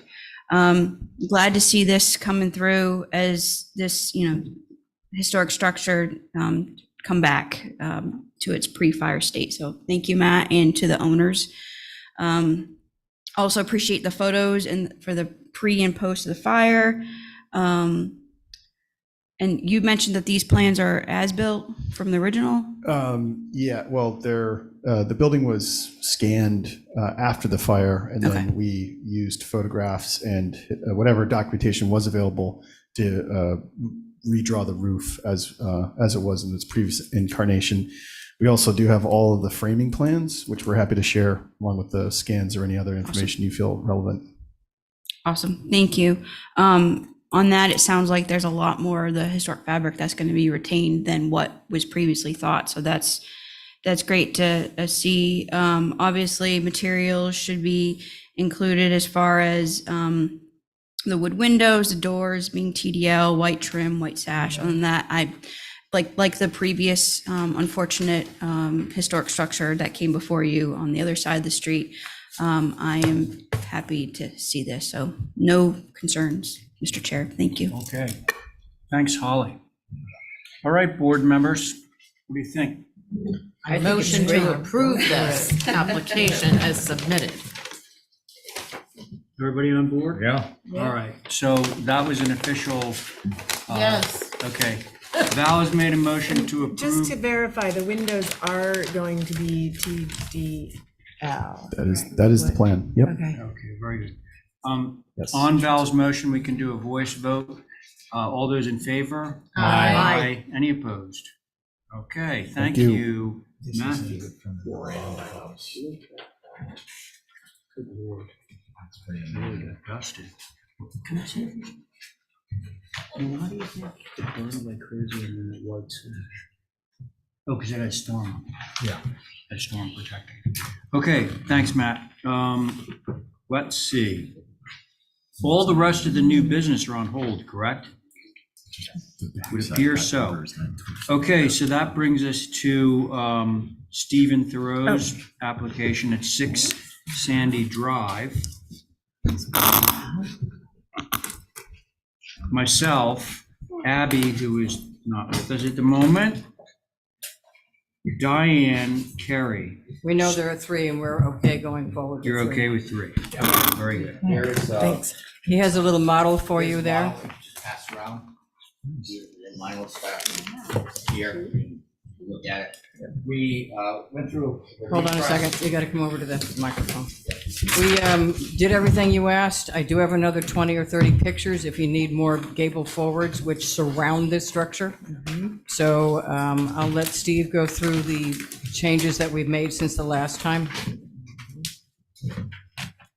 We met with Holly, provided her with the floodplain information report that was requested. We also discussed with her the options for the panels underneath the house. We agreed to go with the lattice panels as shown on the model. The square footage of both floors was reduced again. We are now down to roughly about 3,200 square feet total, which is more than 1,000 square feet less than the house in front of it. We cleaned up the massing as requested and simplified it greatly, both on the first and second floors. We eliminated the triple French doors. The reduction of the mass made it very clear and clean. We got rid of the salt box in the front, which really helped make it more look like a typical Hobart Avenue house. So I think we have accomplished all the things that you were looking to achieve. And the height was also reduced and the eaves were brought down to a closer relationship to the windows for more traditional feel, and the house was actually shortened based upon all the comments that were made. So I think we've hopefully touched on all the points that you looked for, and I think hopefully we're there. Thank you. Okay. Thanks, Stephen. It may look, the square footage may look like it's massive. It's not. I compared some of the square footages of that number 1 Hulbert, as well as 22 and 24 Easton Street, which is massive from the water. I took a picture of it coming in on the boat, and from Hulbert Avenue. I do have all those pictures if you'd like me to submit them. But it's a much smaller footprint and much smaller massing. It just looks bigger than it really is. It can only be so big back there because of the wetland restrictions. Okay. Good to see you. Okay, board members, you know who you are. Yeah, try to fold that Val and put it in the file. Diane, Carrie, myself. Mr. Chair. Oh, sorry. That's okay. Yes, so sorry. So for the record, you all know that this is infill within the historic district, and it has to comply with Resilient Nantucket and provide an elevation certificate. We have an elevation certificate on file for this proposed structure. Brackens has provided, which meets that criteria. Appreciate the changes and staff understands the angled siting on the lot. It is an odd shaped lot due to the wetland jurisdiction.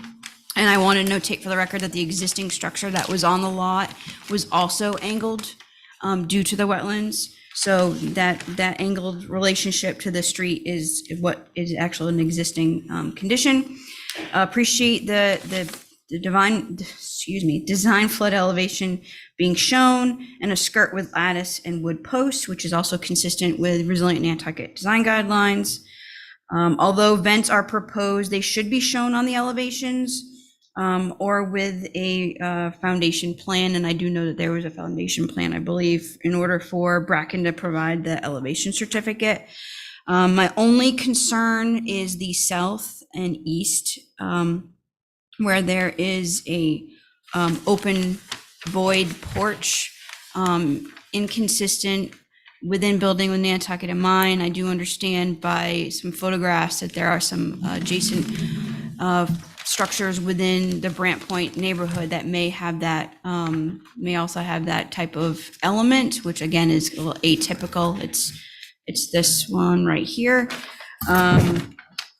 And I do believe that was a comment too, that the HSAG group mentioned that the small balcony on the east overwhelms that shed roof and should be removed. Other than that, oh, and I just want to mention that, and I do believe Stephen knows this because I think I mentioned it before, is that any future hardscaping plans for the driveway should be permeable surfaces as recommended within building with Nantucket in mind, Resilient Nantucket. So those are comments, Mr. Chair. Thank you. Mr. Chairman, can I address that one aspect of the negative mass, the inset porch? There are pictures in the file of several down on Brant Point. It just seems to be one of those weird Brant Point anomalies. And those other ones are right on the street. They are fully visible. We are 210 feet off of Hulbert Avenue behind another house. And then there's another house proposed for the other side of Sandy right on Hulbert, which is 3 times the size of our house.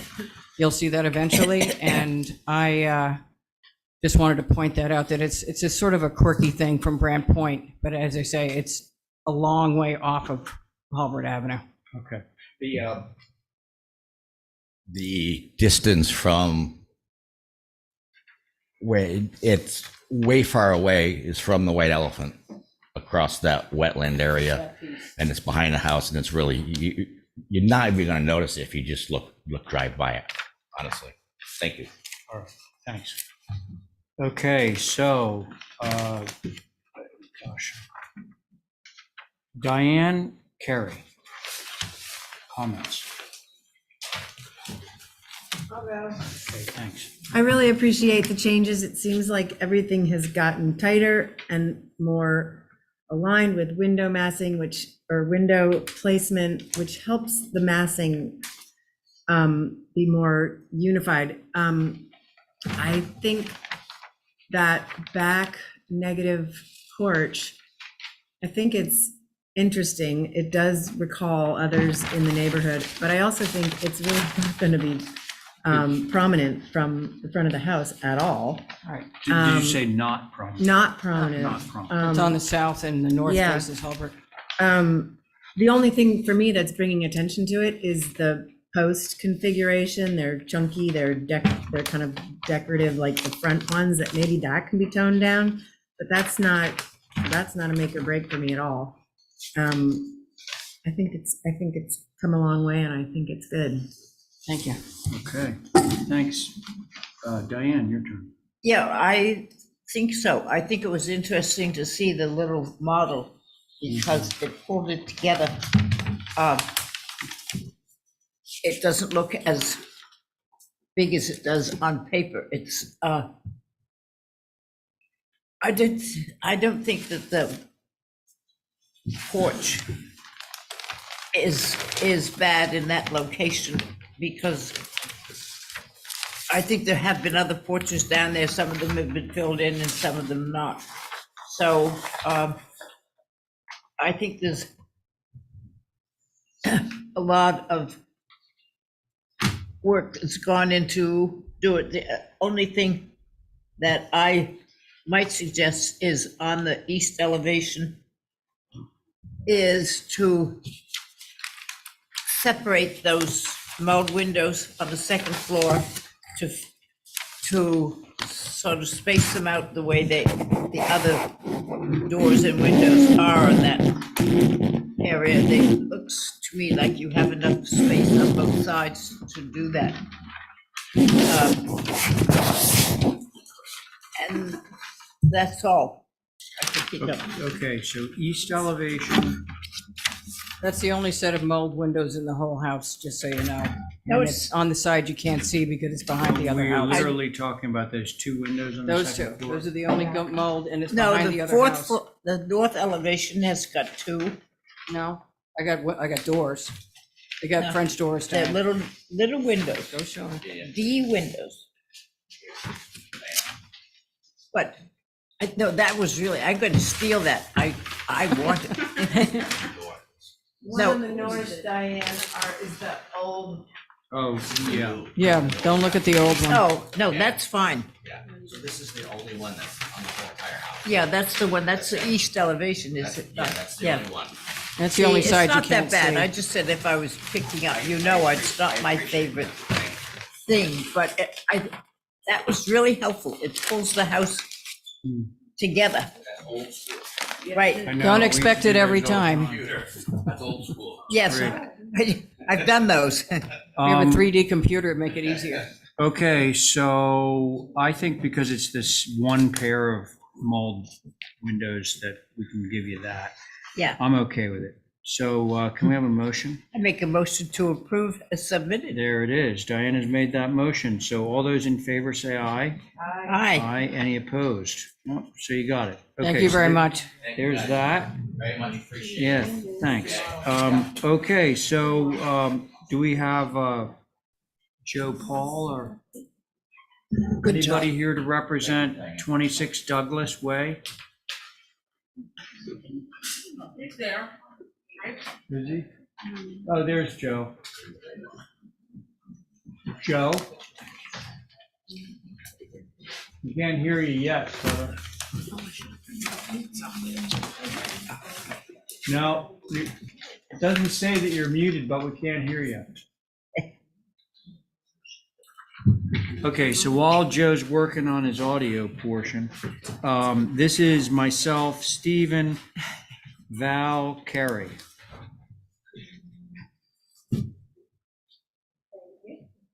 Nothing, Joe?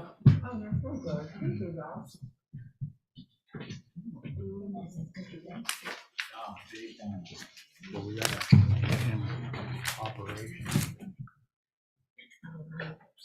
No, maybe reconnect. Hopefully. Yeah, he's gonna reconnect, he just bumped off. Okay. So the first thing we're looking at is the Yeah, he's garage. jumping back in. Hold on. He's on. Yeah, right now.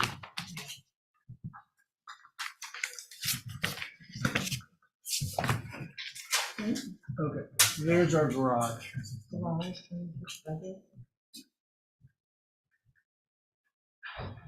Joe, I think is he screen sharing or is that us? You are. Okay. Joe? No, Oh, can't hear volume. I think maybe your computer is muted. Showing is now muted. Can you come here? We look strong. Oh, thank you. Oh, brother. Okay. Let's see, what's after Joe? The only thing that changed on this is some grading.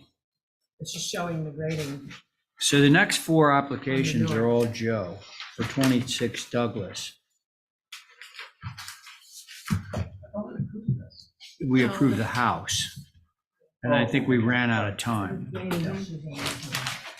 Do you want to hold until Joe I has? think we got to hold. Okay, because- motion to hold till Joe can connect. Yeah, but we're allowed to just come back. So the Okay. next thing up is 33 Quidnet Road, Workshop APD. Anybody on for that?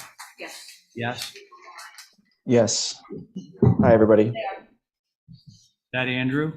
No, it's Michael Oh, Michael. Westberg. And I think Sam from my office is going to join as well. Okay. Can you hear me okay? Yes. Okay. And I'd like to screen share when possible, if that's permitted.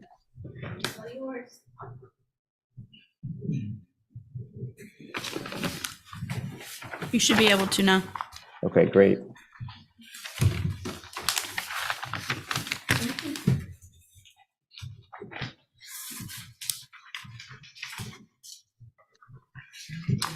All right, can you see my screen? Yep. Excellent. Yeah. Okay, so thank you everybody for being here. It's been a while since this project was heard by the HDC, so we just want to kind of give a little refresh where we left off. The HDC did previously establish that none of the proposed structures on this property have any visibility from a public way. The only facade that is visible is the southeast that faces the water. So we'll focus mainly on that facade tonight in our review. We did change the color. I can go back up to the feedback in the previous meeting minutes. We did change the color of the house to all gray trim and gray sash windows to really adapt to the comments of the board. I think there was discussion of going natural, but the homeowner would really prefer to go gray. We've reduced the sizes of chimneys. We've removed window wells. We've reduced glazing significantly, particularly on the water side, and you'll see all of that in the revisions that we'll show now. The primary concern of the board was that of scale and size of the home, especially facing the water. And so I think as we go through here, you'll see we've added a little bit of an evaluation of abutting properties to this presentation. So we can start here, I think is a good place to start. So looking at the property at 33 Quidnet, we took a look at 4 properties immediately abutting that also face the water and have big exposure to the ocean view. Those are 23 Quidnet, 5 Beacon Lane, 45 Quidnet. And on this following sheet, also, we take a little bit of a deeper look at 23. So if you look at these abutting houses, we just are trying to show the massing and scale and the quantity of glazing facing the water.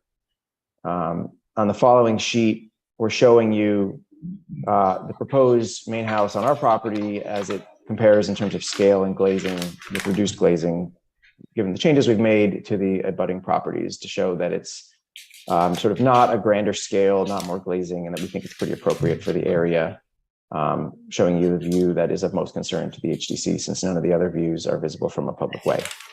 They give you a site, how much Um, do they have that?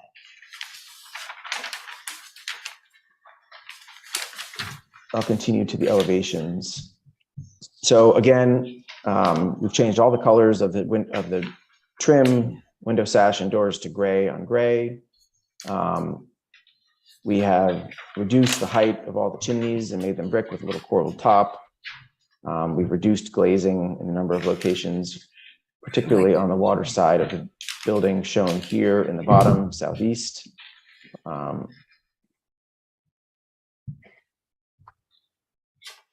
And I don't think I'm forgetting much, Sam. If you have anything else, you can add it in, but that's it. So definitely a consideration of the abutting properties, a reduction of glazing, a changing of color, reduction of chimney heights, etc. Okay. If I just may chime in for my thoughts, support, just the location of this proposed building in comparison to the existing building. This building is, it could be provided on a cross section, but you can clearly see the entire mass is pushed back. So as he was suggesting, the elevation visibility from the water side, you can see the new building is pushed another 30 feet backwards. And the existing elevation finished floor is the same as we have. So we are not raising, or we are keeping the house at the same finished floor elevation as the existing structure is. Yeah, I'll put the cross section up on the screen, Mirka. Thank you for your addition. But yeah, you can see that in this lower cross section here with the water side on the right, the original house, which was much taller than what we've proposed at this time, was also much more forward and at a higher elevation than the proposed house, which is pulled way back. And that the lower massing of the house, the pool, all that element, all that stuff is below the dune crest coming back down and not as visible from the water. I have a question about that. Yes. On perspective view from pond 1. There. Here, yep. Yeah, it looks like there's a huge retaining wall on the left. Is that an endless pool that's visible? That wall? On the left, it seems like that's where the endless pool is. I think that's a federal I can jump to the site plan if it's helpful to review a little bit of what's in the site plan in that Yeah, area. looking at the site plan, it seems like the pool projects out there, and I wonder, is it one of these platforms like on Duke's Road? Right. No, it's quite low actually, so it shouldn't be visible from that view. Yeah, I don't see the pergola. I think the pool on the site plan looks proud of all that, so that's a concern. Would it be helpful to zoom in on that view a little bit and talk about what's shown here? And mostly what you're seeing in this view lower down is just the pergola in the distance, and the pool all falls lower than that crest of this hilltop here, so it shouldn't be visible. That's the attached pergola. Sorry, the attached pergola. Yeah.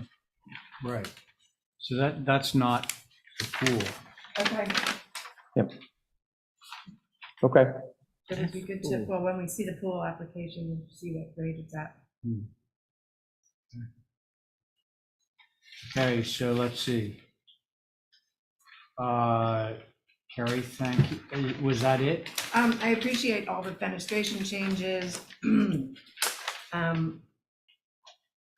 And I think it's much better. Okay, That's all I got for now, thanks. thank you. Diane, you ready? Yeah, from what I see, I think one of the things that at least hit me as I go in is the chimneys, which I'm glad there are some, but it just, the chimney.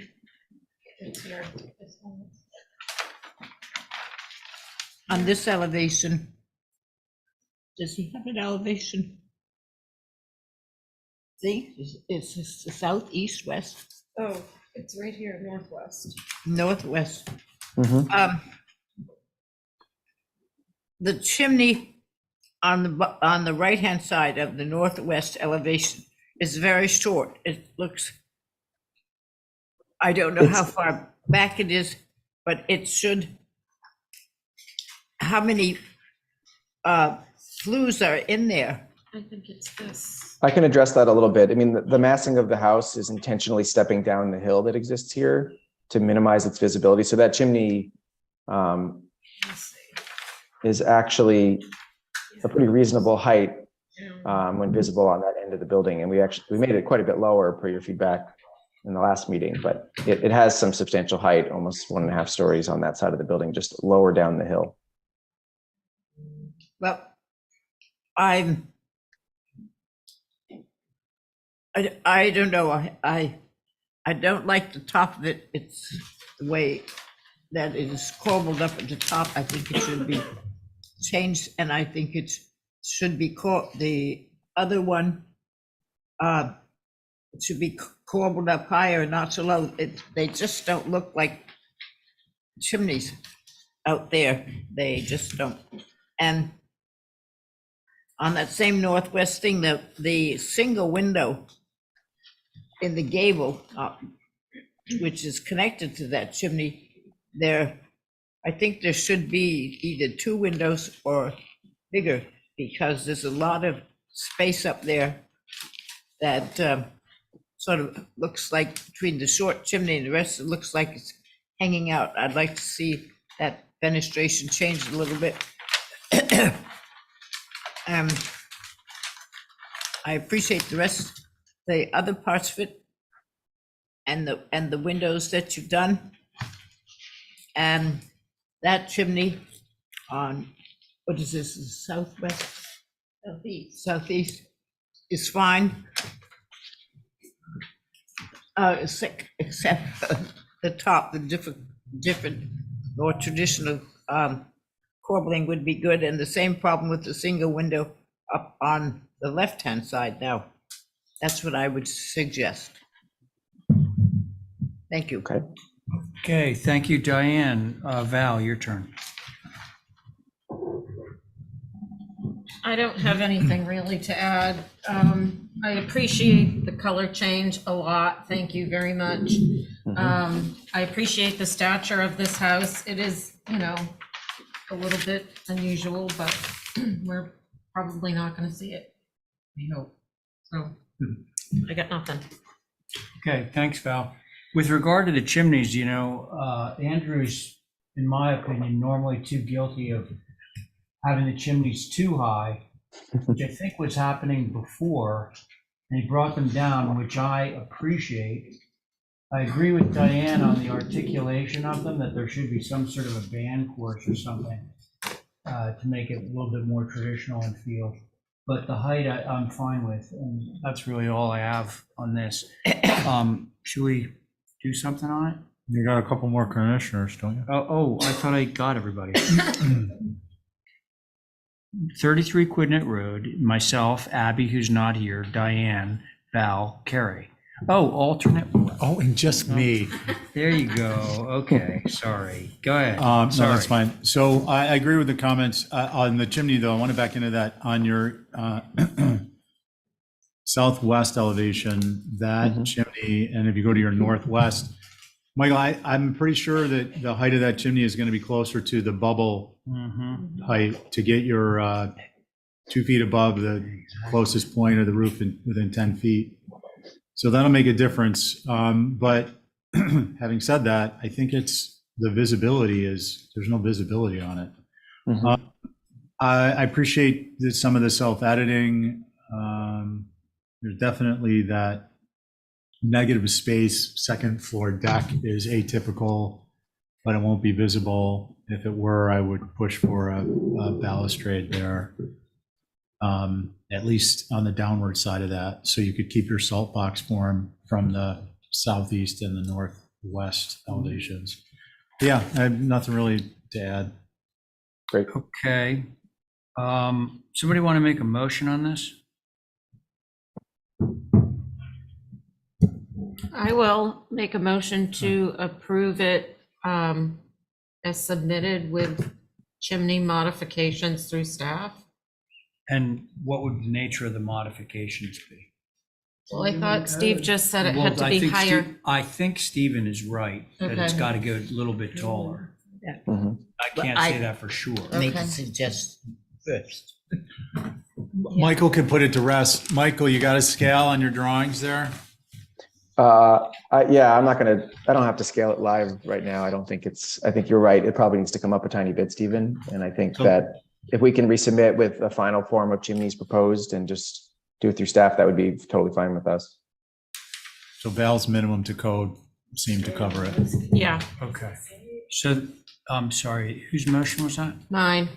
Your motion is simply to bring the chimneys up to code and otherwise approved as submitted, right? To code minimum height, yeah. Is that Do you accurate? want to corbel anything at the top? Yeah. I would like to have a corbel, band. Okay, course. so let me revise my motion. Motion to approve through staff with the chimney height modification needed for a code and to add a corbeling Okay, at the top. sounds good. All those in favor of Val's motion, say aye. Aye. Any opposed? Okay, so the house is good. Now we're going to go to the garage and studio. I'm going to share again, if that's all right with the board. Thanks. Oh, you know what? That's something we're going to have to deal with.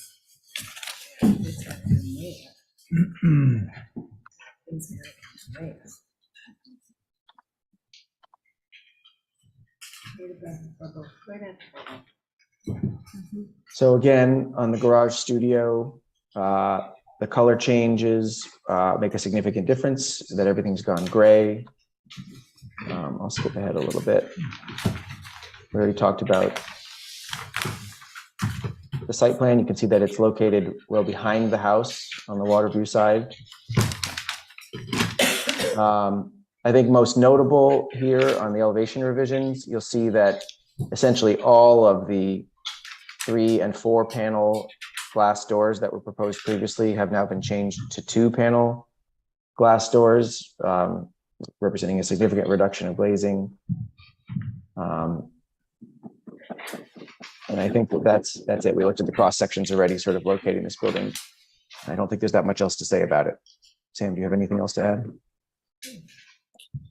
Not that I can think of. There was a Right. slight reduction in square footage, but Okay, nothing great. to the missing. So that's it, Mr. Chair. That's it. Okay, thank you. Board members. Jump right in there. I appreciate the window reduction, the glass reduction. I think it's tucked behind the house, and I think it's a good looking little building. Okay. It's like a mini me. I agree with Carrie. Ditto. Sounds like Steven's in, Val, you're in, Diane, Yep. anything? You good? Yep. All right, I think we can motion. Motion to approve is submitted. Sounds good, thank you. Great, thank All you. those in favor of Diane's motion, say aye. Aye. Any opposed? There we go. Okay, pool cabana.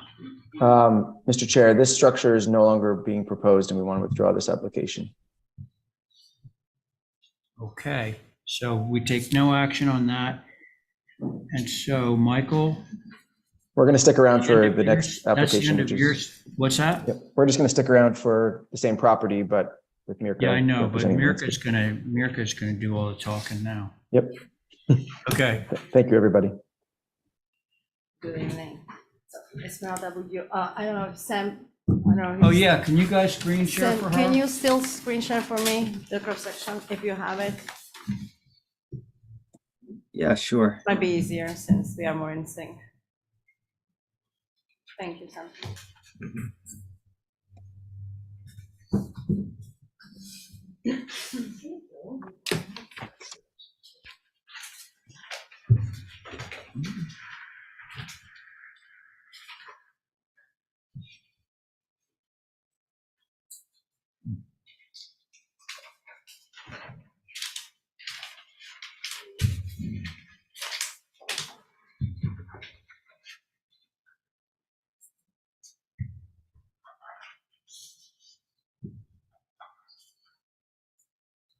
So if you don't mind to All start right. from the first page, Sam.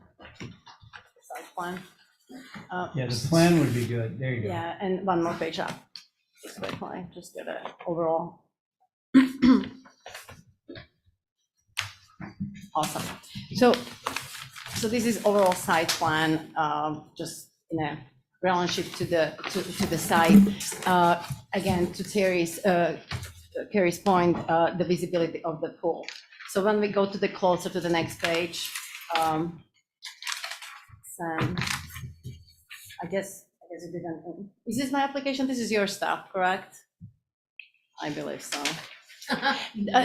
That's fine. This is the site plan with the grading. So as you can see, Sam, if you don't mind to zoom to the pool. So pool is connected, to the lower level of the house. It's a little elevated.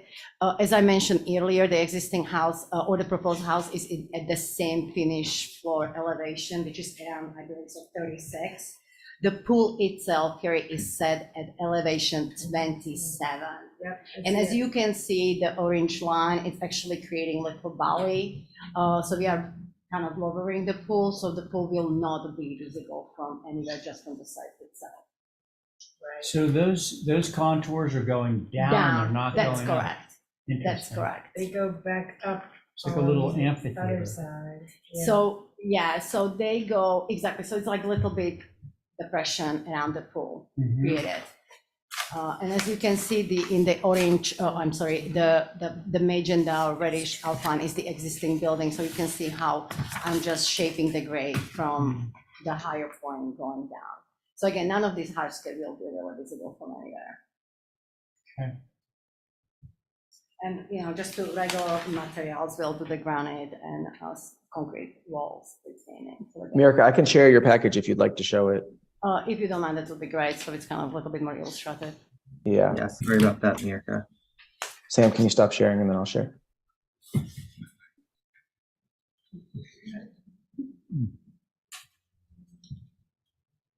Okay, I'm just sharing it from the view pack. Awesome. So this is practically the site plan itself. So you can kind of see this side. You can see the open areas. You will see the vegetated. I'm really trying to cut into existing buffer. So it's really not much to say. Small, really not visible from anywhere. Okay. So the retaining walls are coming out from the foundation where the chimney is. That's correct. So from the lower level. There's Yeah. no height. Nothing is higher than 30 inches. Okay. There's one in back of the pool too. Oh, yeah, that wall is, and you're correct, that wall is going to be again around 40. I believe, so I have it 36 to 48. I don't have nothing noted high. on here. It Yeah. would be good to have them noted on here. I will double check on the, But none of the walls, through you, Mr. Chair, none of the walls in the rear around the pool are above the adjacent existing grade, correct? and that's correct, yeah. Okay. Got it in. Yeah, everything goes down. Thank you for clarification, Stephen.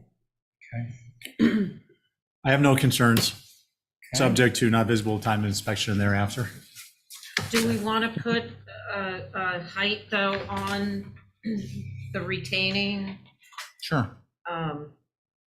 You can just note it on. Yeah, I have it in Well, there. by yeah. the pool, especially, just, she could, don't reprint it, just come in and write it. Okay, no problem. Yeah, I'm yeah. happy to do it.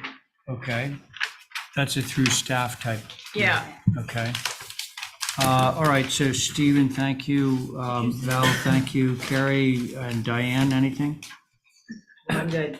Nope. Good. All right, everybody Thank you good. very much. And then I'll need a motion that includes the usual. Motion to approve through staff with Mirka just coming in the office and notating the height of the concrete walls. Thank you. I think that Stephen wanted to append the, Not visible time of inspection. Oh, thereafter. but, and the caveat. okay. All right, all those in favor of Val's motion? Aye. Aye, any opposed? There we go. Okay, that's that. Now, in the meantime, did we get, my volume. what? Oh, it's Joe Paul. I think I might have fixed my audio. Sounds We like I can might hear have. you. You're better than you were before. Just FYI. I'm on standby. You're what? Yeah, we're gonna go back. So everybody, we're returning to item 2 on the agenda, on the old business of 920, which is High Tide Partners. Thank you. Myself, Stephen, Val, Carrie. Are you screen sharing, Joe? Yeah, I could do that. Always easy.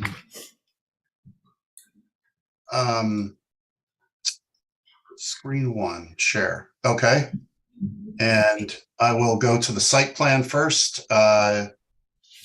So yes, we approved the house last time, but you guys ran out of time. So we're here for the other structures, the garage, the shed, the gazebo, the pool. I think you have the garage application up. So the garage is internal to the lot. And these drawings have been tracking with the house for a while, but they were drawn on a flat site. So we've adjusted the grade lines to represent the actual grade. And this is a couple of 3D views of the garage, which I know there wasn't any negative comments when you reviewed it in the past, but there were no decisions that were made. So that's it for the garage. And the colors for the main house, which were approved last time, are this dove gray sash and doors and gray trim. So we would remove, I think they might have had white trim on the application. So this would be to match the house. Okay, Joe, thank you. Comments from the board? I'm fine with it. Okay, Carrie's fine with it. Yeah, me too. Okay, so we got Val. Actually, Val, you and I are the only two still deliberating. I was just looking at it on my phone. I'm okay with the garage. I just think it's a massive project on a hill. Can't dispute that. Can't dispute that. The garage is downhill. Thanks. So that's it? That's all you have to say on the garage, Val? Yeah. Okay. I'm okay. You have a motion? Motion to approve is submitted. Okay, so the motion is by Stephen, and it is to approve as submitted on the garage.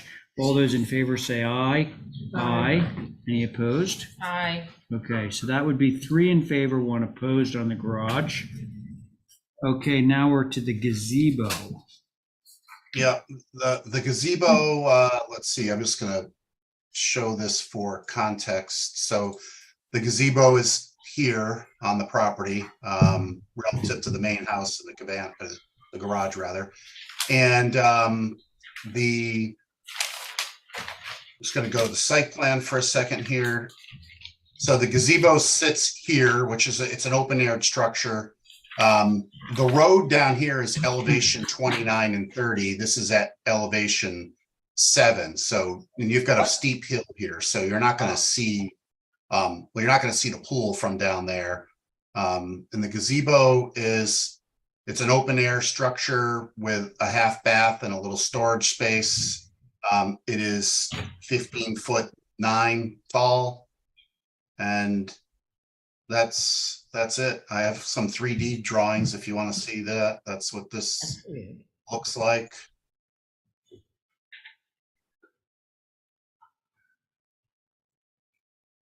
And this is it from the interior of the lot, but you're not going to see that unless you're up here next to the pool. I'll go first. Okay, Stephen's going to go first. Joe, it's actually an attractive building. It's atypical, of course, but it's that the fascia, it's just too tall at the soffit. Now, I've been noticing these when I go around and I look at the beam. Yeah, it's just that's got to be the better part of 8.5 feet, right? At least. Maybe 9. Oh, this height here from the beam to the patio. How tall are the columns, Joe? 9 feet. No, I don't have my CAD file in front of me, so I can't tell you. Let's see. Well, the lady's 6'8". Well, she's probably 5'8", but your 6'8" comes across. You're probably close to 9. My point is that you lose human scale. This reads to me more of a commercial orientation to human scale than a residential orientation. Okay. And you're trying to get it because of your broken back thing. Yeah, that back plate is 6'8", but I could adjust the pitches on this and drop the building down. And that 6'8" could probably come down. Well, that's where the bathroom is. So What about a heavier beam? And just to, sorry, Carrie, just to wrap up the comment on these, Joe, I'm sure you've sat in these when they're done, but when you walk through these structures, they are so much more charming and cozy when you knock that beam, that height down. To be cozy at this height, they need to be 2 or 3 times their square footage in order to kind of, absorb you into the space. So, okay. Is there a magic number here? Like at that beam height should be at, 8 8 feet or no higher than, just to help me Are as you a showing guideline. us 8 right now, or? No, it's an arbitrary, I'm just through interpolation. I mean, this is 6'8". That's probably about 8 feet. And this thing is just under 16 feet from here to here. It's 15.9. So the halfway point might be in there. It's hard to tell. I mean, Joe, if I may, through Mr. Chair, I look at it like a front porch. You know, if you had a front porch that was 9 feet at the beam, you know, that's going to be typically around 7, 6 max. Yeah. I always equate it to a shoulder. I'll let you in your skirt. There you go. I like yours better. So I'd say somewhere in the 7, 6, 7, 9 personally. Yeah, that's a good number. And it's open Okay. at the top. Yeah, so this could all drop and then I just make this back pitch, whatever it needs to be. Right. Okay. Okay. So are there any other concerns from the board? It's open. Oh, the fact that it's open is a concern? Well, the triangle is open. You will be looking Oh. up at it from the street. I think that's. Oh, this piece here. looking up. Yeah, you got an Yeah. open gable. Is it sitting at? We could- 37? Sorry. We could infill that. I didn't want it to feel top heavy, but if that's an issue, that could get infilled with shingles and I don't think be an issue.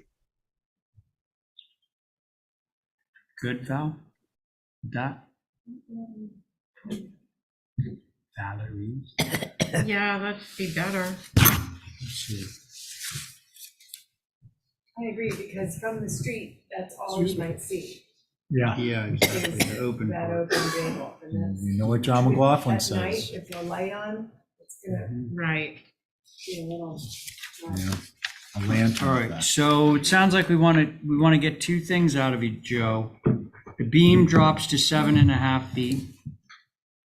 And the gable ends will be infilled with shingle. And the roof mass accordingly, proportionally. Yep. Okay. I mean, just to be clear. It's okay. Yeah. Somebody, That's are we my ready to motion. make, Stephen has made that motion. On Stephen's motion, all those in favor? Aye. Aye. Any opposed? Aye. Okay. So that's, what is it, 4 in favor, 1 opposed, 1, 2, 3. No, 3 in favor, 1 opposed. 3 in favor, 1 that- opposed. Jerry? Is that a change through staff or are those revisions? Through staff. Yeah. No, it's through staff. Okay. Okay, so now Thank you. pool.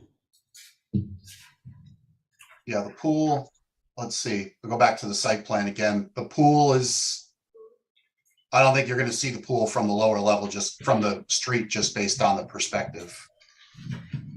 Again, it's 7 feet higher than the road elevation.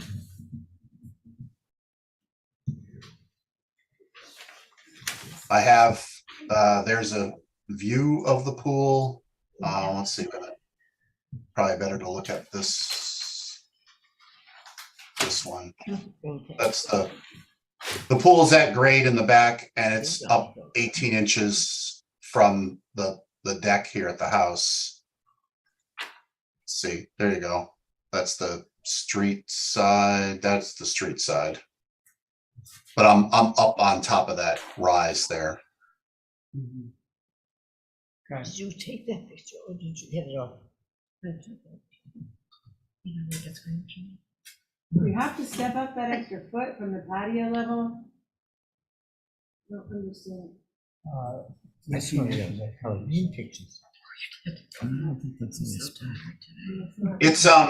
It's flush here, but the part of the grade rising, or excuse me, rolling down here, this kind of makes that transition as this thing rolls down. So I like this. If I drop this down, I'm going to end up with that step over here. This is going to end up pushed into the ground. Hey, Joe? Joe? Yes. So your viewer is standing in the middle of the field that's supposed to be at a higher level than the pool, right? Didn't you say earlier that the road level was like 7 feet higher than the pool? Right? Yeah, here's the road coming up from Ranger. This is at elevation 2930, and then this road it does climb up to here. This is at elevation 37. The pool is at 37. Well, aren't you going to be able to look right across and see the pool from the road? From down here? Well, I'll tell you in a minute. When you drive up the road, the road is rising. Yeah. So when you're coming down, it's gonna be like restless. You'll be able to look down on the pool, will you not? Equal with it, but it's a little bit. When you're coming up Alliance, here, you're at elevation 28 and 29. And then this road goes up to this house here, but then this Douglas Way basically turns into a dirt road that you don't drive down if you go up this way. And the elevation, then this gets higher. You can see that we're at elevation, this elevation now is higher than we are. It kind of blocks us from here too. You're also showing a lot of vegetation where in your rendering it's shown as an open field. Well, all of this, none of this vegetation that's behind us can go away, or none of this vegetation can go away here due to MESA. So I'm, just to make the rendering clear, I'm standing basically up here in that rendering on our lawn, But looking the back at rendering the house. kind of like looks kind of like grass to me. Yeah, this isn't shown from down on Alliance at all. It probably, probably would have been helpful to show it from down here, but I'm showing it from here as if you're standing on this lawn area. Oh, Yeah. Okay.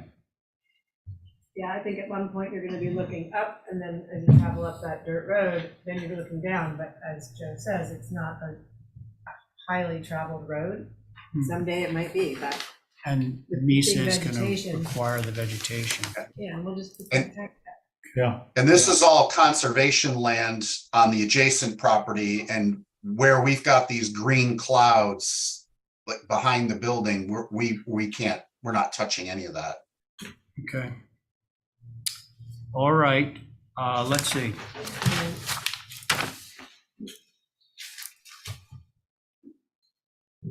Val, we haven't heard from you at all on the pool. Well, I'm gonna be consistent with my vote on Okay, the whole project. gotcha. All right, Stephen, Carrie, anything? I agree with Carrie. That you're good? Subject to not visible time All right, inspection. There. okay, so then we should move this. Motion approved, subject to pool not being visible at time of inspection or thereafter. Sounds good. All those in favor, say aye. Aye. Any opposed? Aye. Okay, so, Actually, Mr. Chair. yes, Oh, yeah, I'm sorry. I'm on.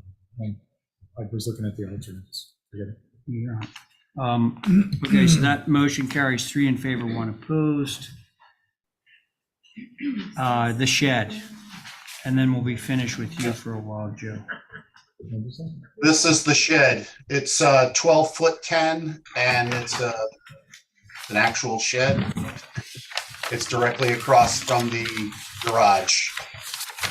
I'm sorry, can I get a clarification? Through Mr. Chair. Joe, did you say it's an actual shed?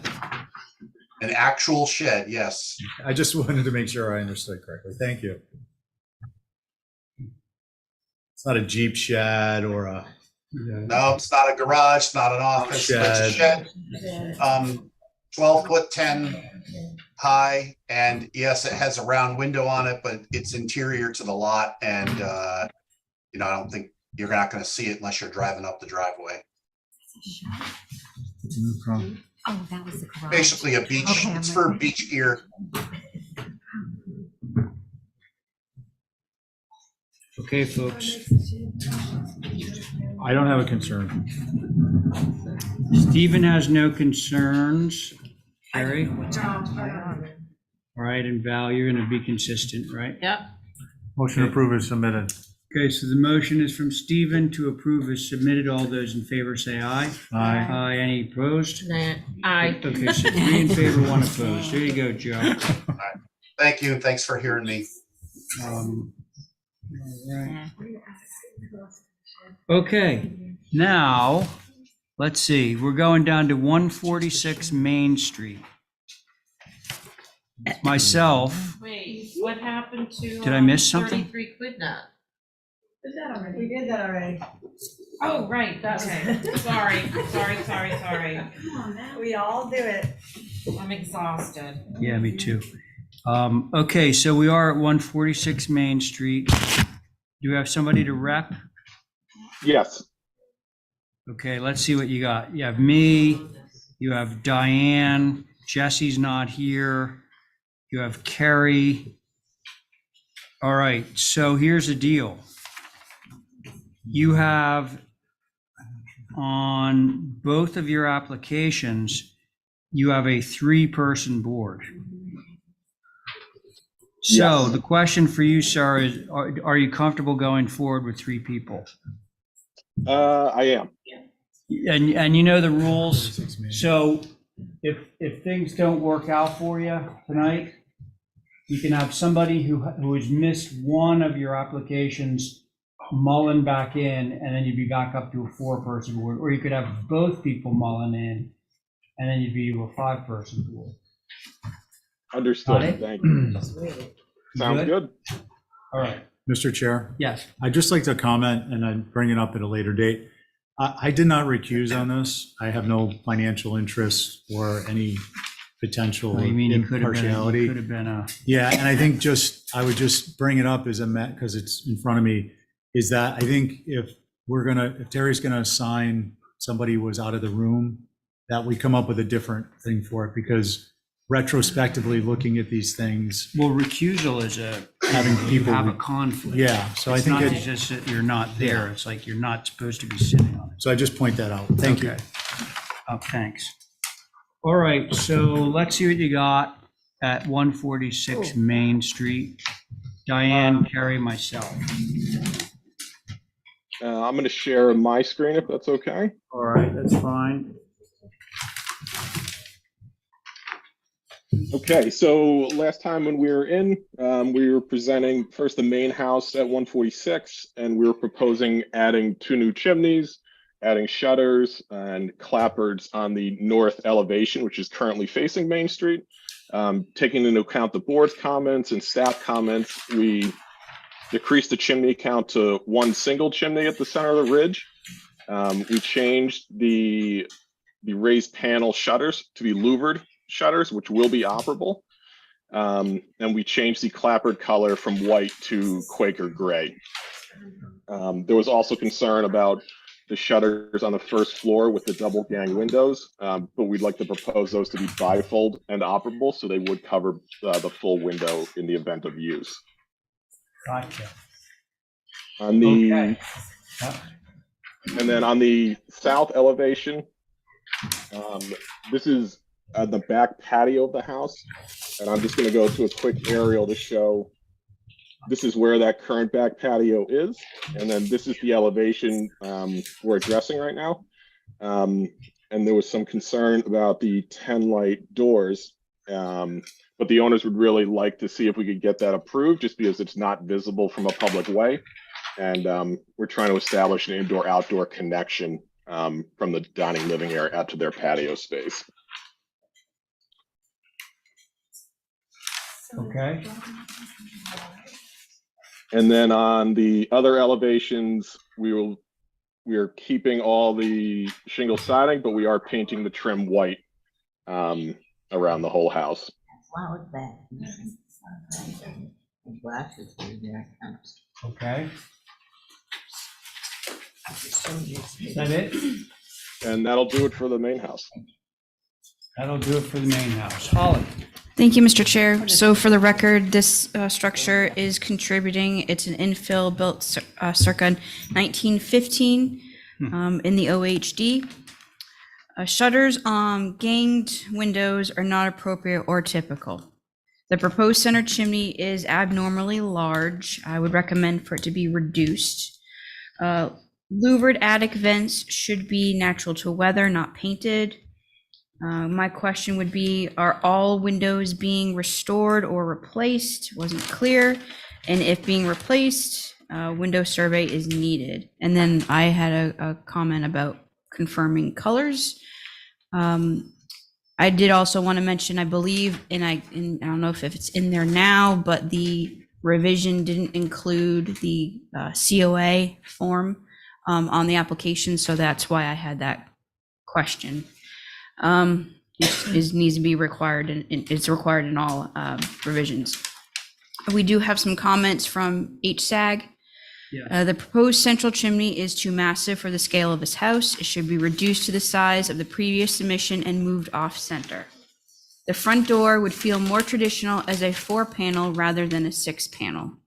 The side louvered gable vents should be natural to weather, not white. I agree. And the shutters should be painted black, not white. I believe that's, again, I don't know what the colors are. If you could reference that again, that would be great. But those are the comments, Mr. Chair. Okay, thanks. So there's only 3 of us on this one, folks. So It says I'm that happy. clapboards are painted Quaker gray, is that right? Yes. Yes, And the trim is white. correct. the And are shutters the white. shutters indeed white? Yes, they are called out currently as white, but we would be happy to amend that per the board's recommendation. Okay. And per Holly's other comments, I'd be happy to take into account the chimney comments and shrink that down to the previous size and have that be off center. And then remove the shutters from the first floor. Oh, What okay. color is the front door? That's currently being proposed as white as well. White. Uh, Okay.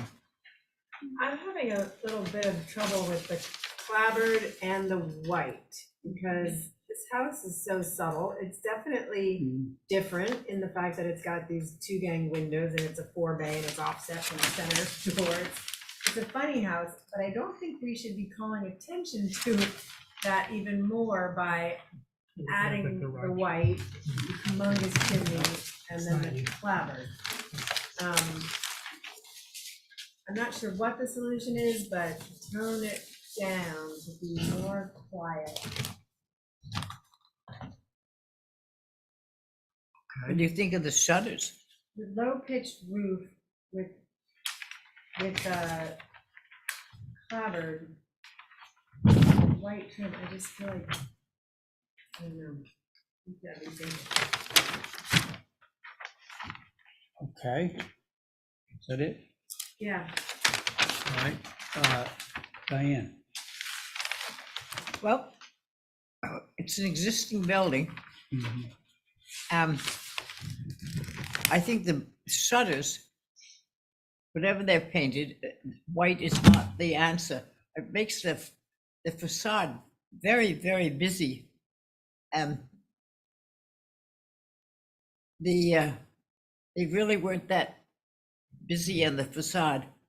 I think it would do better without that, and keeping the stuff natural, the vent up under the chimneys. I guess it's existing, otherwise I would say put a window in and not that vent. If you did this. The vent's existing. Yeah, it's existing. If they put it in, I'd go for windows, but I guess we're stuck with the vent.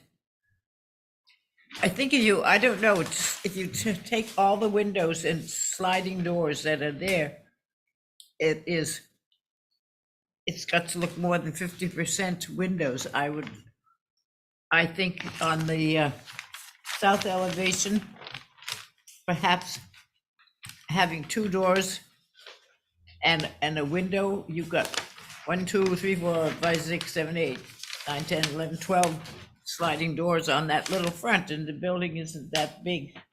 So I would like to, if you consider the amount of windows on all of them, and the south elevation, the original.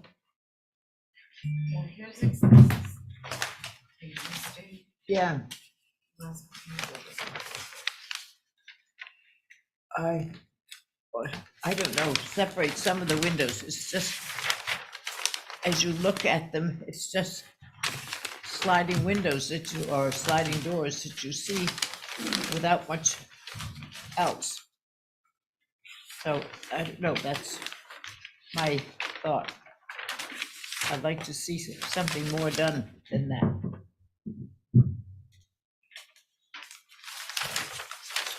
Okay, Diane, is that it? Yeah, the east elevation, maybe I'm crazy, but it's just, I guess this is existing. So you can't do much about it, but I would reduce the front facade somewhat. I think it would be good. The other You would reduce the front facade? windows stuff, or the shutters. Oh, well, okay, so he's already, didn't you say you're gonna get rid of the shutters on the first floor? Yep. Yeah, but. And they're fold over, right? Yeah. Yeah, they're being called out as bifold. Right. So they could work perfectly. I just think it's odd to have them on the second floor but not the first floor, and they're not appropriate on the first floor, so Right. I would say get rid of them altogether. Yeah, that's what I think, is get rid of them altogether. I could see this clapboard on the front if it were, like, if the trim weren't white. Well, what would the trim be? Would it be, Maybe it's the same as the clapboard. okay. Just quiet. Yeah, yeah. Soft gray. We're gonna have natural cedar on this, on the every other facade, and also the guest house as well. And to kind of track that through, we'd love to keep the white trim on the shed, I'm sorry, on the guest house and all the elevations of the main house. So I think it might look a little odd if only the front elevation has different colored trim, with that being carried through the rest of the property. No, Well, whatever. it wouldn't be just one, a different color than the rest. We need to look at the whole thing, or we are talking about the whole house. Yes. Okay, so if I understand you correctly, Carrie, you don't like the white because of the clapboard. Right. And because of the subtle quietness of this house, and to all of a sudden have white trim and painted clapboard, it's a huge change. And if clapboard is really the way they want to go, I would say then have soft trim along with it, and then you would want to be consistent throughout the property, Like gray tones. like gray tones, yeah. Right, because it's a lot of white, and the building is well seen at 146. It's seen from all sides, roads coming in. It's very visible. But it isn't a big house. If you added up the window space, you would be taken back.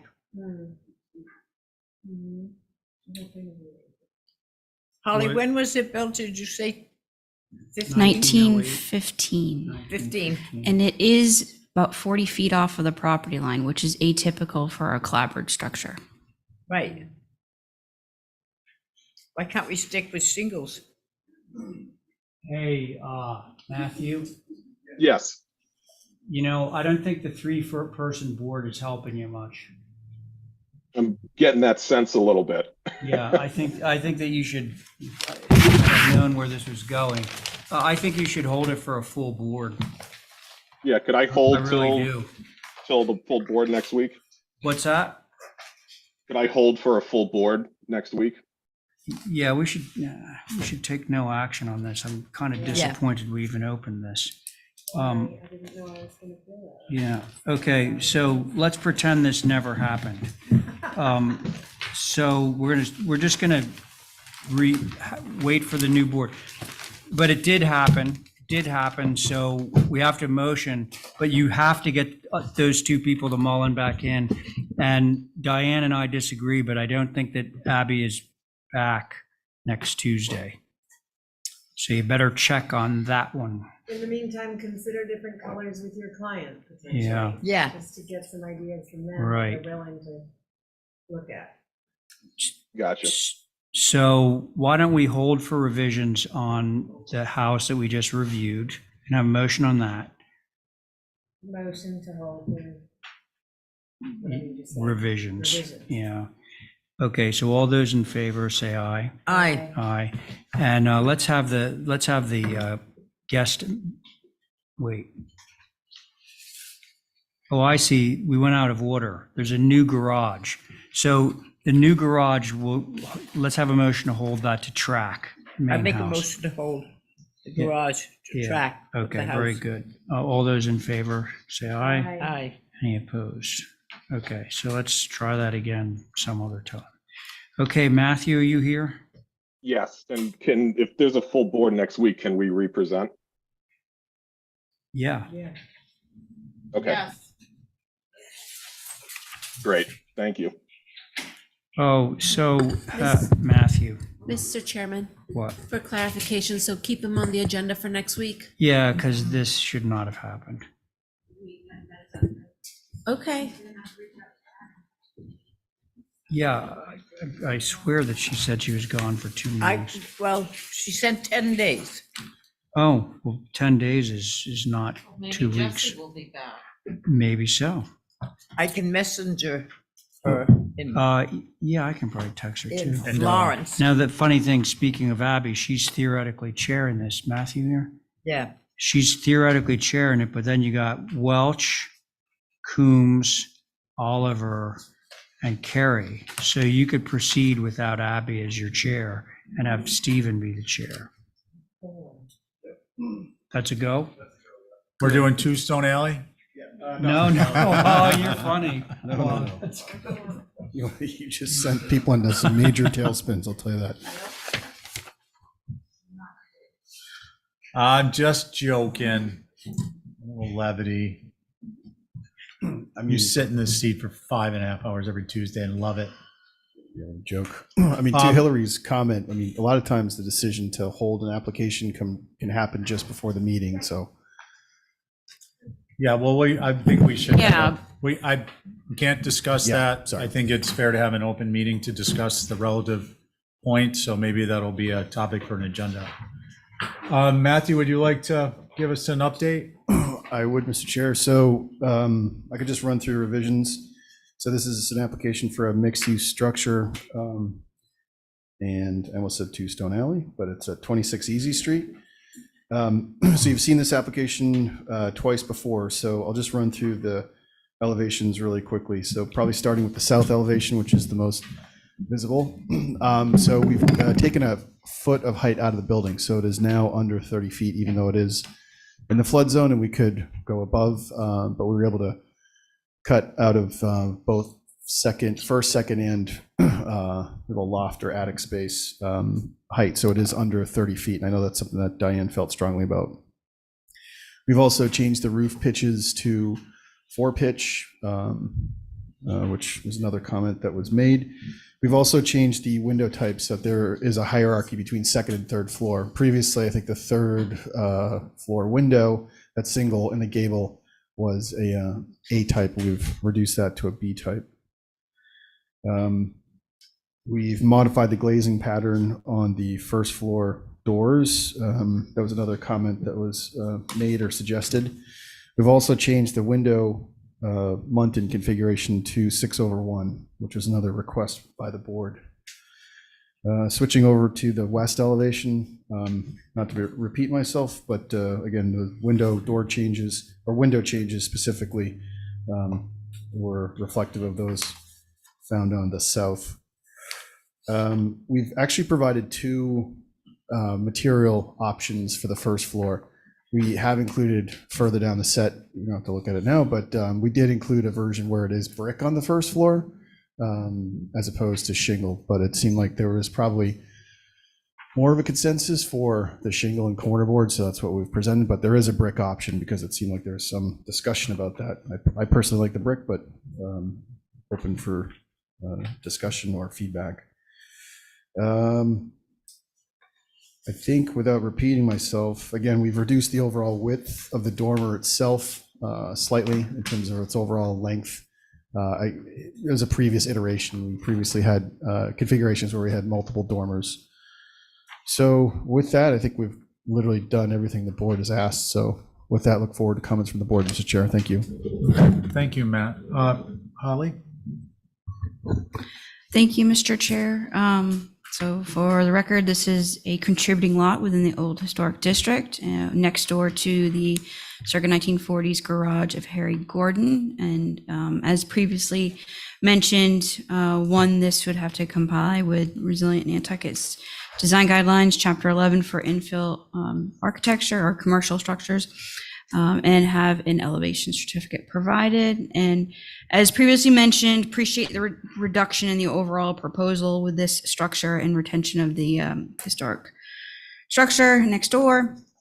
The dormers don't necessarily comply with the design guidelines of 3 feet off the sides and the ridge. I think they do. Do they? Sorry, yeah, more than 3 feet. Oh yeah, they are. Why do I have that on here? Maybe from Sorry. the top of the ridge. Thank you. That's why. I knew there's a reason why I put that on. Sorry, Matt. Let's see. And previously mentioned, previous meeting, I mentioned that maybe to add, since there's no middle window within the dormer, understanding that there's a sink there, maybe to add that there. I don't know if I understand the reason to have the dormers to go all the way to the ridge to provide that additional height, and understand why they don't necessarily conform to the traditional roof pitches. But I don't know if you looked at the gabled dormers before, since that is reminiscent of some of the architecture that's been there down in the past. But again, I understand the need for the room. The Juliet balcony is obviously reminiscent. One that actually used to be down on the Dreamland at one point of the Dreamland's variations over the years. I believe that was in the turn of the century. Appreciate the shingles instead of the brick. I think adding in the brick due to the FEMA elevation is adding a new characteristic feature at least this area of downtown. And of course, appreciate the change in height. Staff's recommendation is just to provide that required elevation certificate. It should show on the drawings both the DFE and BFE and any vents that are proposed. And I just wanted to mention overall, there was a section in Building with Nantucket in mind that kind of reminiscent with me, because this is, again, infill within a very sensitive location. That roof design should harmonize with existing roofs along the street. I do have some comments from the HSAG group to pass along. The plate height for the main roof is an improvement. There is no precedent for a 12 pitch roof in the immediate area. It does create a vertical feeling structure. It should remain as a 10 pitch.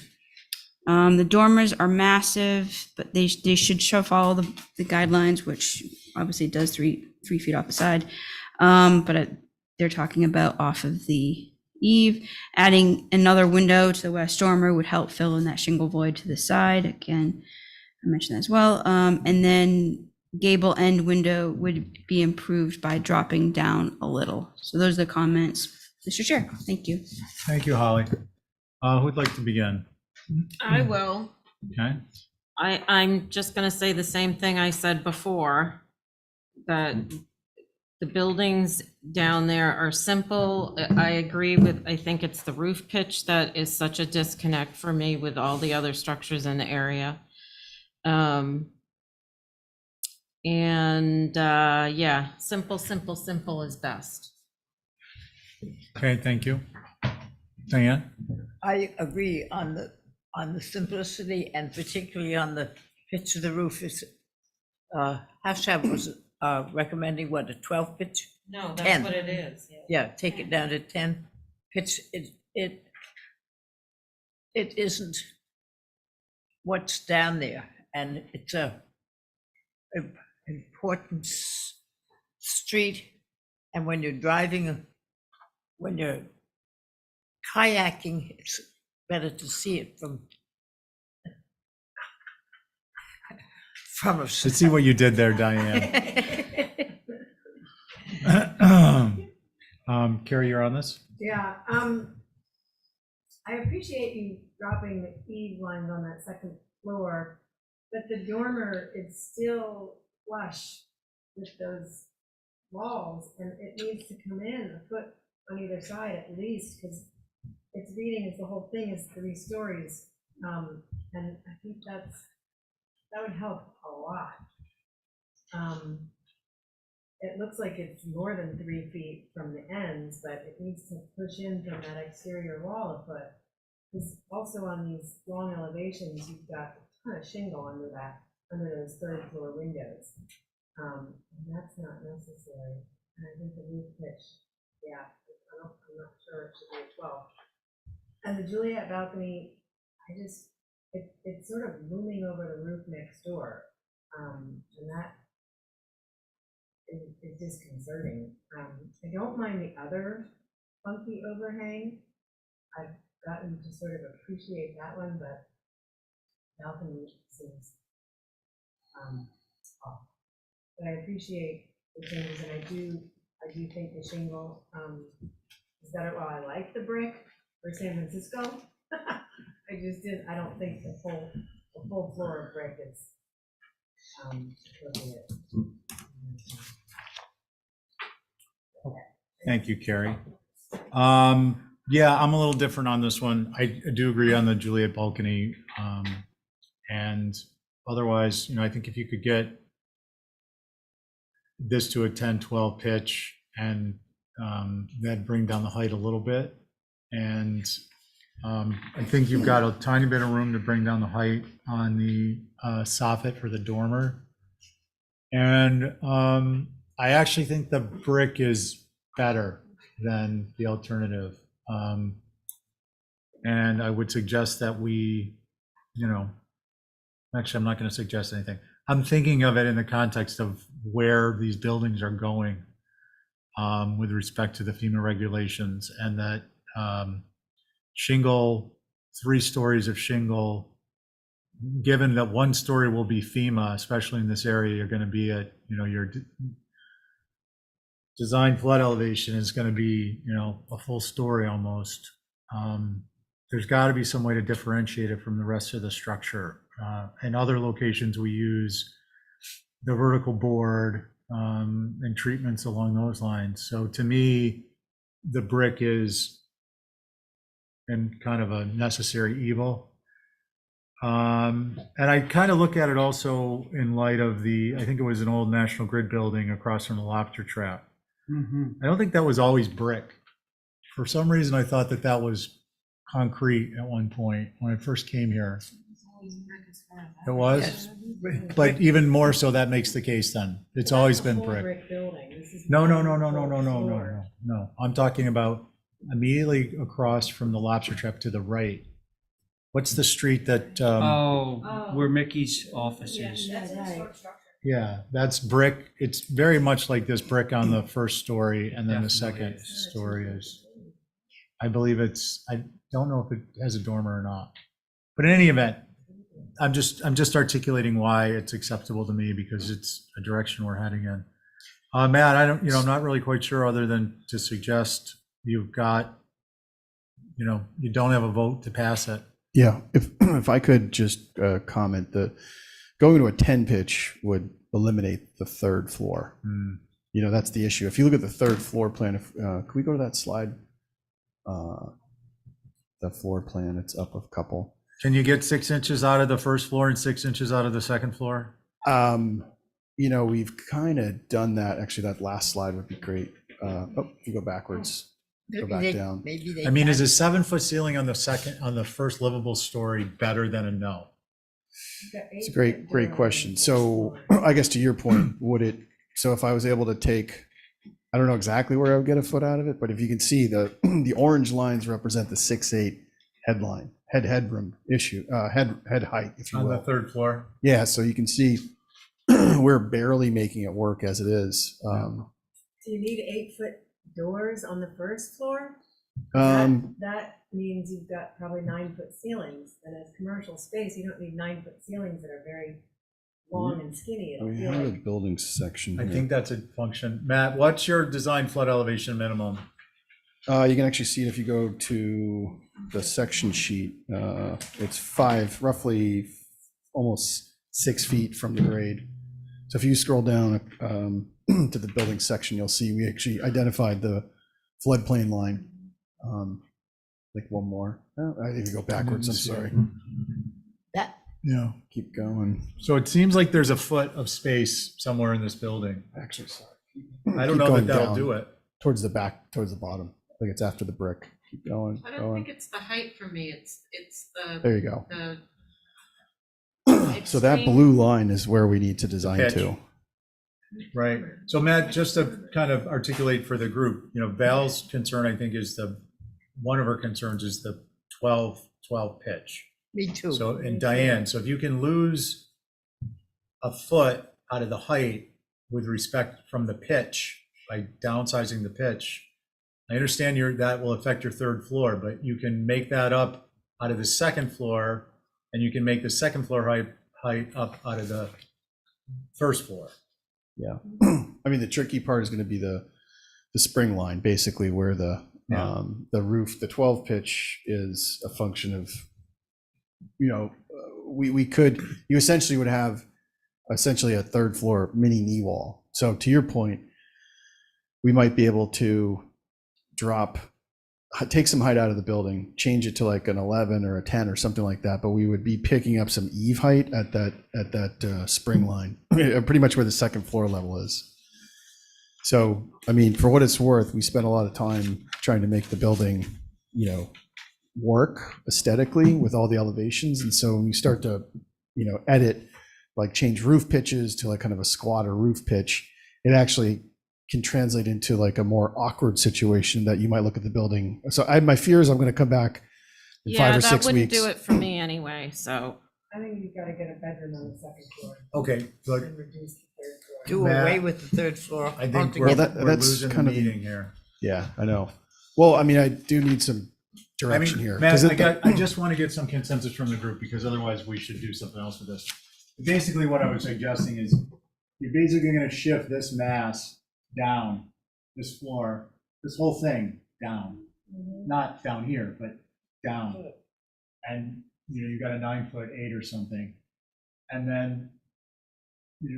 then you might have a little bit of space to actually shift this down a little bit in order to accommodate 11-12 versus a 12-12. So the whole thing slides down within the existing framework. The dormers pack it for I don't know, Well, how about this? If I came to like a 10 or 11 pitch and then took another foot out of the height, and then set the dormers back 6 inches, would that build a consensus? What do we think? No. No, not for Val, Val. you seem like you're kind of on the fence about this. It's just, that's not significantly changing what has been my concern the whole time, which is simple. Sure. It's just too different from anything that's down there. So But- if you guys, that's good for you guys, you Yeah. can outvote me. Well, I mean, I'm not outvoting you, I just comment, not based on Yeah. it's different. It's 'cause not to- the overall height. because for He's done a me- good job with the height. Because for me, this is very much like 28 Easy Street. This is the little brother to 28 Easy Street, which is almost an identical type of a building. So it's not that it's out of context for me, I'm looking at the height and I'm looking at the differences in materials. So if I voted differently than you, I'm not voting because I think it's for a different reason. Diane, where are you if this were lowered a foot and a change in the roof pitch and pushing the dormers back a little bit? Yeah, if it changes the roof pitch, I think it's a very pointy roof to be down on Easy Street. Easy Street is, some of it's changed, but it still isn't as pointy as that. The 12 is too much. If you, I don't know if you can go to a 10. I would certainly review it better than now, and to bring the Hold on, Matt. sheds, the shed dormers in Okay. some, or take them out of being flush and doing that, it would break it up somewhat. But I have to see it. It's hard to. Yeah, no, I don't think anyone's suggesting through staff. Matt, one more before. I was, just kidding. Yeah. Just kidding. Did you have another? I was you just were going to say that I was going to say, in the hopes of a through staff, that I could try to get like a 10 3/4 pitch, push the dormers in 6 inches, and take a foot out of the overall height. I think those are good directions. It seems to be there's support for that. Carrie, does that? Yeah, and the Juliet balcony is too fussy and too Yeah. unusual there on that third floor. It's just. And I agree, and that's an easy simplification along the lines of what Val was saying. So I think, Matt, you're not going to get that through staff, and it sounds like there may be some workability there, so I'd like to get a motion to hold for revisions. I'll make that motion. Okay, all in favor of Diane's motion, aye? Aye. Aye. Any opposed? Okay, carries unanimously. Sorry. Thank you. Thanks, Matt. Okay, I think that is back. You have the next one too. I do? I'm Yeah, sorry, what number are do, we? Stone Alley. No, not Stone Alley. Oh, I thought we were doing. Oh, okay, yeah, 15 Burnell. It's a solar, yeah. Burnell. Okay, so we've got Tobias, good evening. Just while we're getting set up, the board is myself, Diane, Abby is not here, Dale, and no alternate. So No, you- I mullened in on this. Oh, and you mulled in, so Carrie. So you have a 4-person board, that's okay? Yeah. Okay. All right, 15 Burnell. This was on a view, and I hope everyone had a chance to go out and take a look at it. I know Val submitted some pictures. Thank you, Val. Nice. Yeah. How was your, oh, we'll visit later. Chairman Welch, should I start? Yes, there? please. I think we've got everything set to go. Great, thank you so much.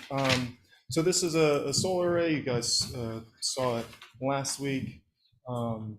The solar is on the additive massing on the 2 porches. There is really no visibility, 0 from Burnell. There is a small amount of visibility from Sunset Street Ridge. Val did submit a picture last week that kind of shows it. It is kind of like a key line. It's not from the main driveway. I'd encourage you to look at maybe the next slide down real quick. I did take some pictures, just wanted to show it. One more. Thank you. So you can see the top right one is kind of looking directly at the driveway where you would expect to see the solar. And you can see on that left side, that's the additive massing that we're going to be putting the solar on, but it's on the pitch around the corner to the south. So you really won't see it from this view at all. So pretty straightforward project. My client has already planted a hedge along the south side of this property that is going to be growing up that'll cover that small sliver that you might see in the picture Val submitted, and just looking for your approval. Okay, thank you, That Tobias. was just standing on the road. Okay, Holly? I just wanted to mention that this is a non-contributing structure and it's a wood roof. That's all I wanted to mention. Okay, thank you. Val, did you want to go? No. No? Diane? Well, I'm just kidding.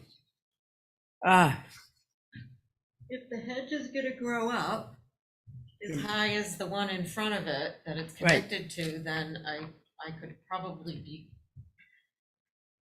If it went up, if it, That's the intention. That's the intention of. Coercing Val or growing the No, privet? the hedge is I'm the hedge is teasing. growing. Hedge Yeah. is growing. And Not here, of primarily course. because it is a wood roof and that's just such I disparity. knew you really did want to go first. Oh. And that's okay. Busted. You're entitled. Diane? if it can be the hedge made heavier and worked, should be able to cover that porch thing, which is where he's got the primary solar panel. I think wherever he took this from and you're looking, you really see it a lot. And so it would be important to have the vegetation be another, Yeah, see, that's theirs too. Yeah. They're gonna grow. if it went that high, it would be fine. Okay. Do you have a picture? Yeah, and I went out and looked at it today too. From that Needs view. some protection. Yeah. Okay. Carrie? Yeah, I think, because I did drive by this a few weeks ago, and it seems like there's a lot of thick vegetation in the front on Burnell. Yeah, definitely nothing that. Yeah, and that's the one elevation that I would be most concerned about, because it's facing the street, but that one I think is well buffered. I think the rear elevation, again, I drove that way too, and I saw just what's photographed here, and it's not even on that piece, so I think this is okay. Not, the ideal fits our rules, but it has its own context and qualifications, so I think I'm okay with this. Okay. Yeah, I took a look at it too. I agree that privet is unfairly anemic, and I would suggest that part of the approval would be a gentleman's agreement that would get some deep root fertilizer, because We're it's gonna fertilize that up. gonna need you know. it. And I don't want it to be surface fertilizer, because then we'll get accused of No, spreading. that, and then you cut it. Yeah. He's gonna have to cut it. No, Take it down a grow. foot or almost 2 feet, and then it will come up Yeah. better and stronger. I agree with my fellow gardener, Diane. And so with all that said, what about a motion? I would motion to approve this with Caveat. the promise that the hedge is getting bolstered up and that will mitigate that visibility. Which offsets the fact that it's not a black roof. Right, and I Yeah, also yeah. appreciate that it's on the lower masses. Yes. Okay, thank you. All in favor of Bell's motion? Aye. Any opposed? Carries unanimously. Scouts honor. That is through staff. Scout's honor. All right. You got another one in a minute. Okay, so we're on a new business of September 27th. First up, 26 Lincoln Ave. Go away. Absolutely. Is Luke gonna do it? Yeah, he's here somewhere. I was gonna have Connie sit for me, but she's gonna No. sit anyways. Yep.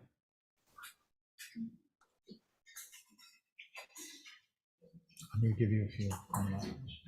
No, you gotta get some action here. Hey, Luke? Yeah. There you are. Okay, tell us what's going on. We're proposing some, Hey, things. Luke, Yes, could you sir. turn up your volume a little bit, Okay. Mike? Is that better? That's better, yeah, thank you. Okay. We're proposing to add a group of glass doors to the rear, which we don't believe is visible from the street. If you look from on the locus, you'll see that this faces into the back of the hill and faces the main house. And that's the only change we're proposing. Okay. That's it? Yes. That's it. Okay, thanks. Holly? Thank you, Mr. Chair. So you all might remember that you approved this new structure with this past year. So it's new fill within the OHD of Sconset. Staff's comments, nano doors are not an appropriate feature in the OHD. However, I don't believe they're going to be visible. I will mention that the previously approved plans are more appropriate for the infill dwelling within the OHD of Sconset, and I'll leave it at that. Thank you, Mr. Chair. Okay, thanks. Comments from the board, let's go. I'll go. Yeah. You aren't gonna see these doors. They're partially mitigated by the pergola and the retaining wall, so I think I'm okay with this. Okay, thank you. Diane? Like, if the pergola is such that you can't see it, and from what it looks like, that's true. And we only got a 20-foot-6 height, 20-foot-8 height. I would go with it. Okay, thank you. Stephen? I agree with Diane and Dale, Diane and Dale. Connie? Me too. All right, I think we can move it. Motion to approve as submitted. All right, that's Val's motion. All those in favor of Val's motion, say aye. Aye. Aye. Any opposed? There it goes. Thank you, Luke. Thank you very much. Okay, Yeah, certainly can take them. now we're at 7A, Mary Ann. Approach the bench. Ooh, I'd love to have some of that. I know someone wants some of those. Thank you.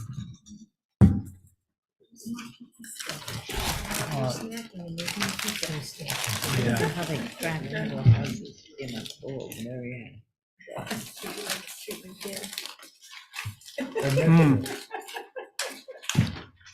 Robbie, Terry will be on this one, okay?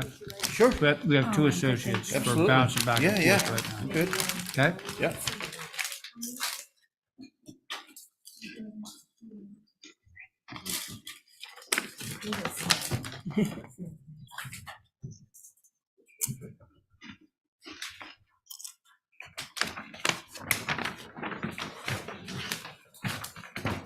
Go ahead, Robbie. Okay, we have a second dwelling here. It measures 24 by, I guess, 32, so it's less than 800 square feet of footprint.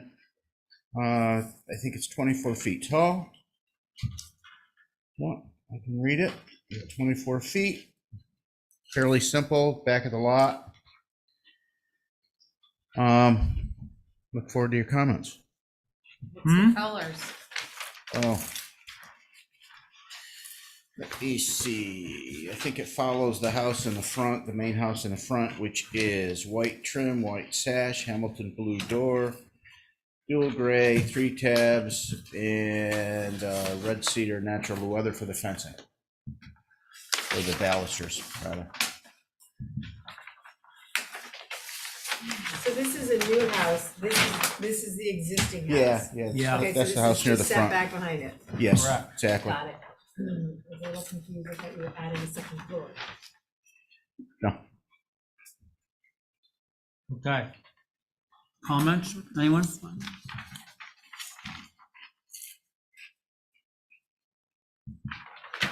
I think it's cute, I think it's very simple. I think the dormer on the front could come in a little bit, so there's not so much wall, but maybe it doesn't really matter too much.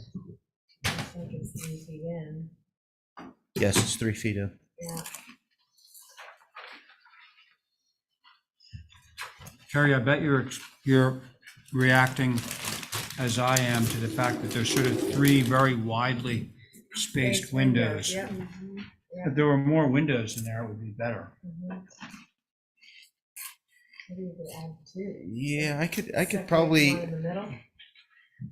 Would What's be- happening up there? Oh, no. How about if I put 2 in the middle?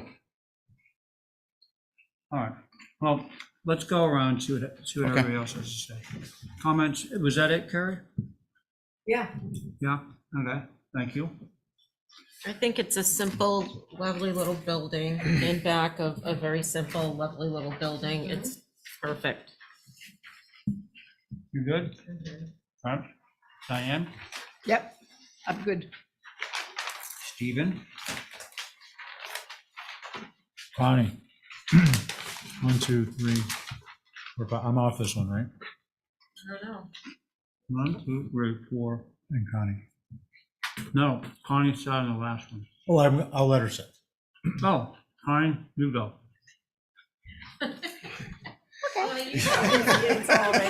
I'm Yeah, eating. let me rephrase that. Connie, could you take Stephen's place on this one? Absolutely. Please, I don't thank have you. any issue with this either.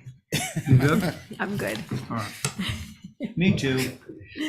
I'd love Motion see to another window, approve but- as submitted. What? Thank you. Motion to approve as submitted. Sound good. Thank Aye. you. All those in favor of Val's motion, say aye. Aye. Any opposed? There you go. One down.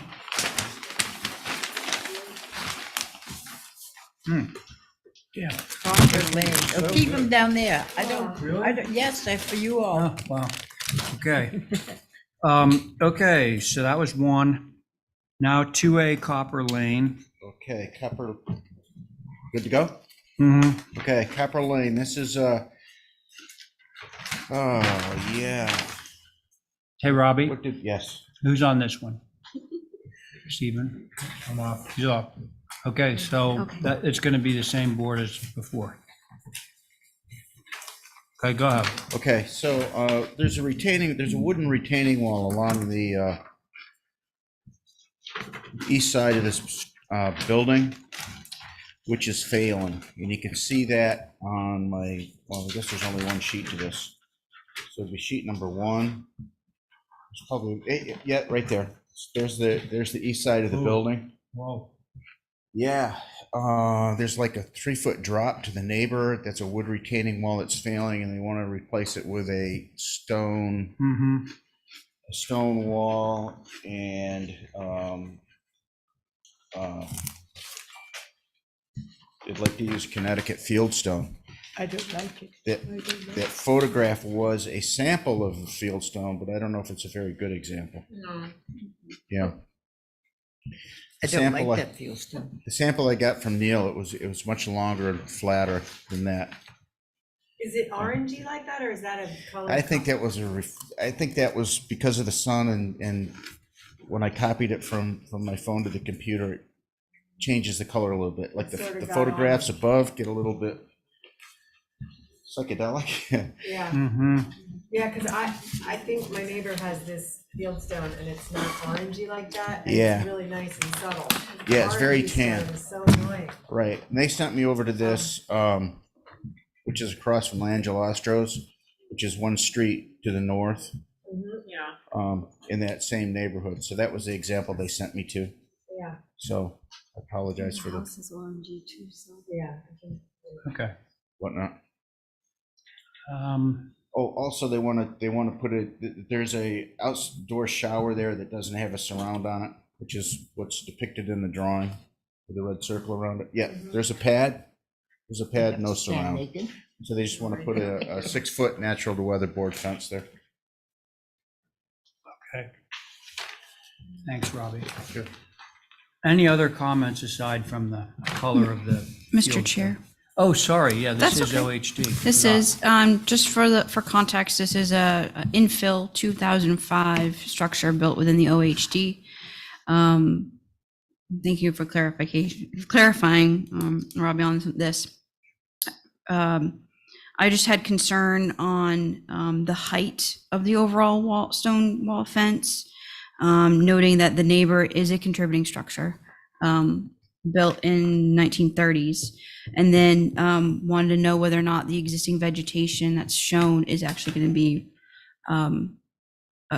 retained and remain on site, and what the color of that stone is, because I agree that that's a little not typical. So those are the comments, Mr. Chair. All right, thanks. Okay, folks. Aside, I mean, you're gonna just rebuild it the same height that it is, correct? The wall? Yeah. Yeah. Yeah. Yeah. And how long does it go? Oh, here it is. It goes down. It's a pretty substantial Yeah, it goes down the length of the property line. in the back. Yeah, and across the back. As long as the stone is identified better, like a picture brought into the office or something. I think that's a good idea. And Robbie, I do think you're right that this photograph was taken right when the sun was shining right on it. Yeah, I have whole stone that I got from Neil. But the fact that there's some gray ones in there does indicate that there's a change. But if you stick with the gray colors, Yeah, I would. then you'd be good. And if there are any orangey ones, put them in the back where you can't see them. Okay. Give them to Neil. See, I'm looking at the photos of the house, Yeah. and the house looks like it's orange too. Yeah, Yeah, but that's when you do look at the wall, I do see that it's, there are gray ones Yeah. in there. And looks like The maybe orange they is just probably did more that wall. beige than orange. okay. All right, anything else? Carrie's So it's color about- commentary. It's about 30 to 3 feet. Is that what you said it was? Hi. Holly, could you scroll to that east view photograph, please? Because it's much better than. Yeah. It's probably about 30 inches, but it's at grade with the neighbor. Right. Right.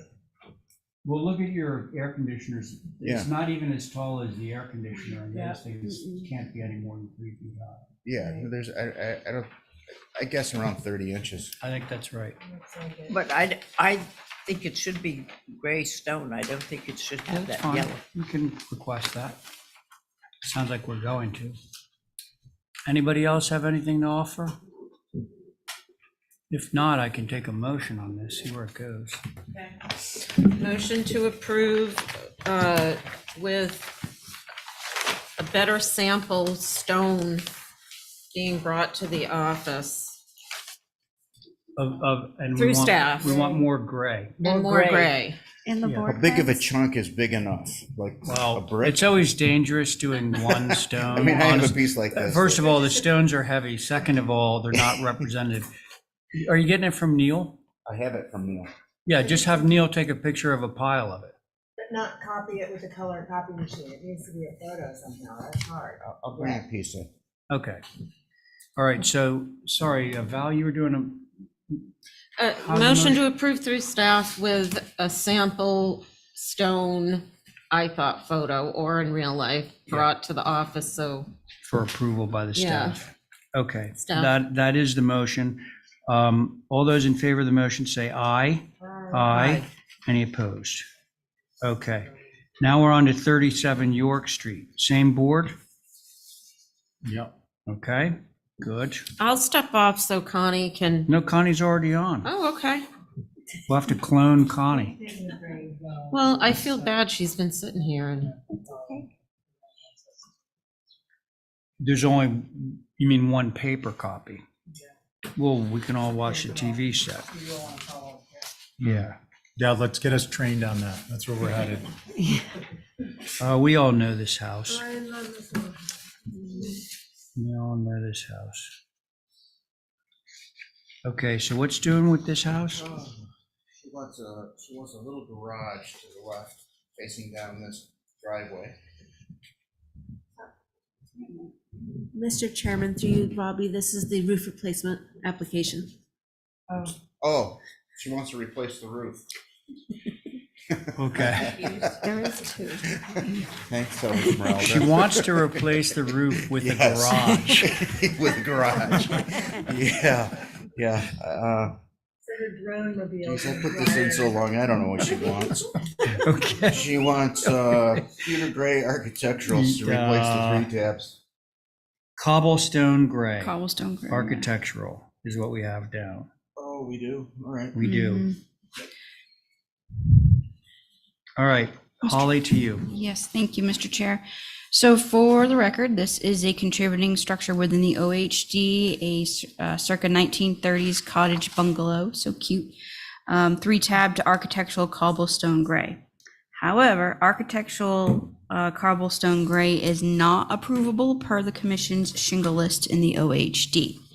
So I would recommend, obviously architectural is an allowable shingle. However, it should be a black or maybe a gray frost color. I would be remiss if I didn't say that 3 tabs should remain, but I understand the need to want to go to architectural. The HSAG group did say the same, that they said that structures within the OHD should remain as 3 tab, but 3 tab gray frost is approvable, or a black, just not architectural.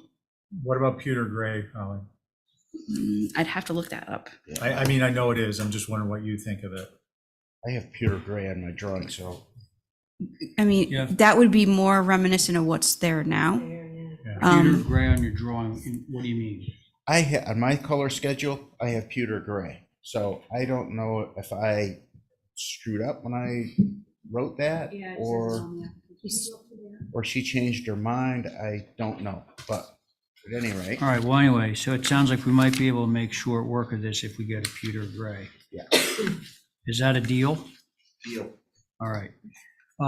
Any questions, comments on that changing of the cobblestone architecturals to pewter gray architecturals? No. Does somebody want to move it? Motion. Okay, so the motion is to approve this with architectural shingles, although they are going to be pewter gray because it's in the OHD. All those in favor of Val's motion? Aye. Any opposed? All right, that's good. And now we're going to do the new garage.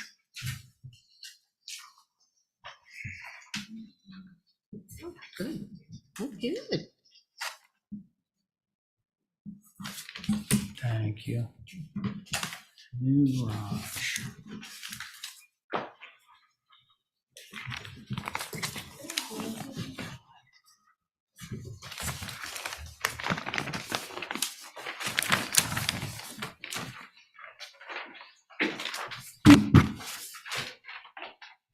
Totally new. Yeah. Seems like we're tearing more of these down and building, so yay for you. Okay. Super cute. We got one on Westchester Street. You can just move over there. It's free. Talk to Val. So this, that's your thing on, oh, no, not Westchester, New Lane. That house you're trying to move off. Yeah, but it's not a garage. Could be. I don't think It's a small house, large garage. Just trying to reuse, recycle. Come on. Oh, I hear you.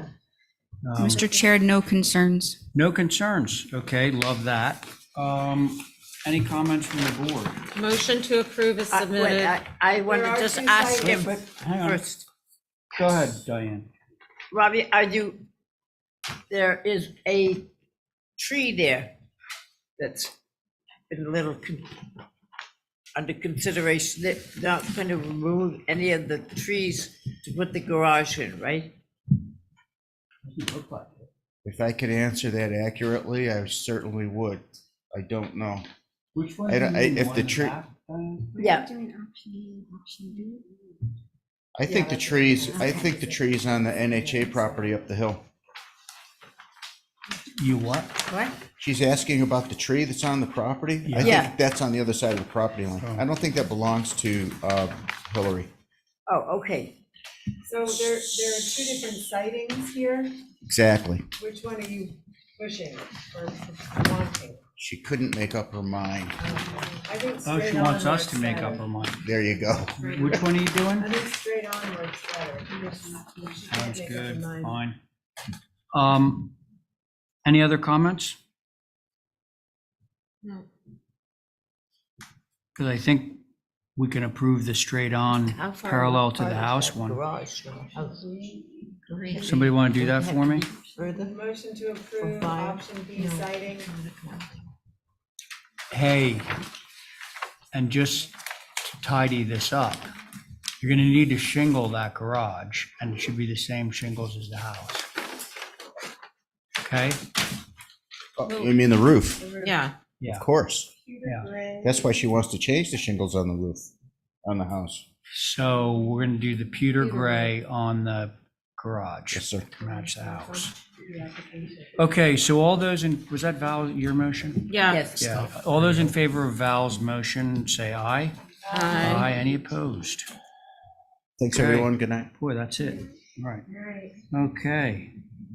Tobias, back to you, friend. It's 37 beach grass. All right. Connie, up for one more? Sure. All right. He's been so controversial. I'll give you something that might hold over. No offense, Tobias, but I just want to prep her.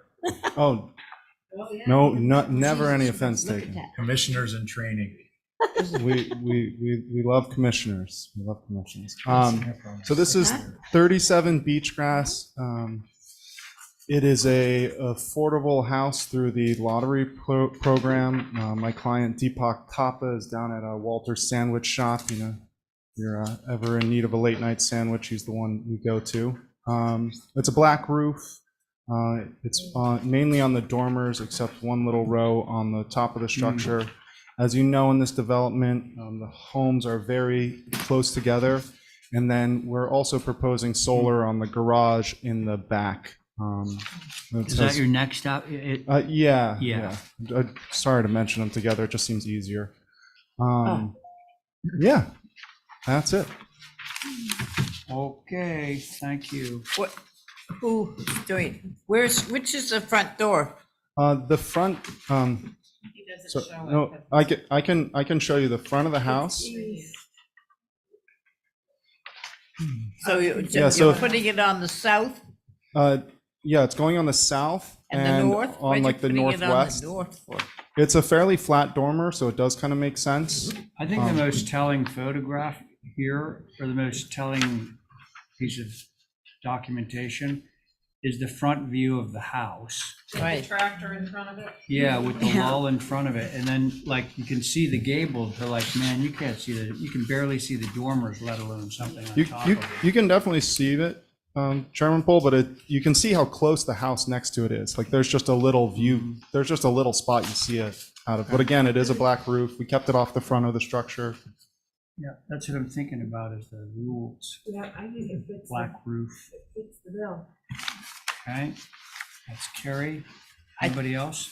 The only thing I would say that we got to keep in mind that maybe every other house along Beachgrass and they're like dominoes there, if they've all got solar panels. Solar City. Right. And it's bad enough to have the houses so close together and then put solar panels on them.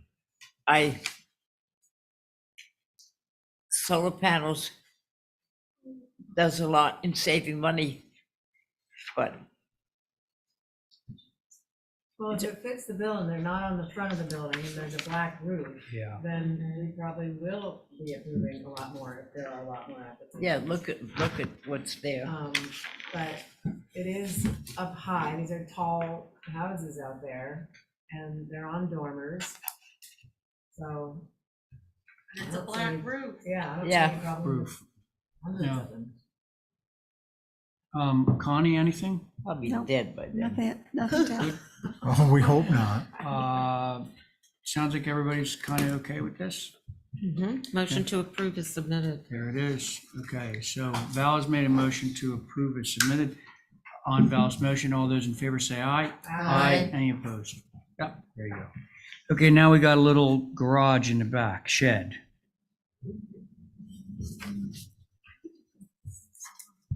And it also appears to be a gable forward structure, It's only on one side which or is both sides? good. It's just on one side. The south, It is on the front of the shed, but it is back. It's right behind. I don't know if you can go up to the site plan. It It's just an might- awfully tall shed. Is that approved? I believe so, yeah. Okay. That drawing might be a little off, though. I don't think it's that tall. That looks a little odd to me. I should have included the satellite, but right behind this structure is like, there's a long row of like apartment style buildings. And so the grade kind of slopes down and there's, you can't see it from the other side of the street, I guess is the point I'm trying to make. Facing into the backyard. It's facing into the backyard, but to the west of this structure, it's all like these big apartment buildings. I should have included the satellite, I'm sorry. But there's big apartment buildings on it. did. Okay, I'm sorry. There's so many pictures, I lose track, I apologize. But yeah, in that photo, Esmeralda, right there on the left, you can just kind of see the I wanted to show this in the last application as well. I'm Like okay it's, with it. there's a big honking Yeah. building behind it. So I almost like it because it kind of blends a little transition, the shed between like these big buildings and the next house. It makes it not feel so intimidating. Little shelter, privacy. Yeah, screening. exactly. I would motion to approve this as submitted. Stephen has a little nitpickety thingy. Okay. Just center it on the roof. Yes, definitely. all. Yep. It's black roof, right? Is it not centered? That's part of your motion, Yeah. Val? Okay. Centered on the roof. Okay, so Val's just made a motion to approve this through staff centered on the roof plane. All those in favor say aye. Aye. Aye, any opposed? Okay, Tobias, thanks a lot. Thank you so much, everyone. All right, now, because we've skipped the controversial Main Street projects, we are now to 9 Falmouth Avenue. Josiah's in the queue. Sorry? Josiah's in the queue. Okay, Johnny, hang tough. You're doing good. yeah. Josiah? Is he muted? Yeah. Oh, man, Asked to unmute. application stacking up here. A lot of signatures. How's your shoulder? It's doing okay. I'm gonna have a little salad after this and have 3 ibuprofen. And I'll be all set for the evening. You were gonna have A little salad. 3 martinis. Well, no. Yeah, I better for rinsed you down the than ibuprofen with martinis. There you That's go. doctor's orders. Yeah.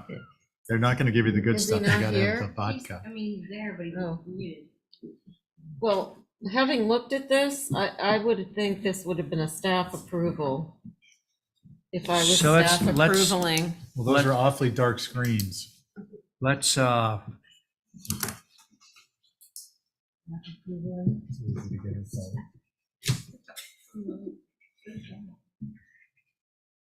who's sitting on this? I'm not. I was You're just not. Okay. having some fun with that. Um, Val is very tired. yeah. Why is everyone sleepy today? I don't know, but the yawn is going around. It's like the waves. From Yeah. setting up Halloween, staying up until Oh, 7:50 right, it's your kids got holiday. It was your candy, holiday. And then taking it down today. Oh my God. That's why I'm tired. 750. Val's like the Santa Claus on Halloween. Yes.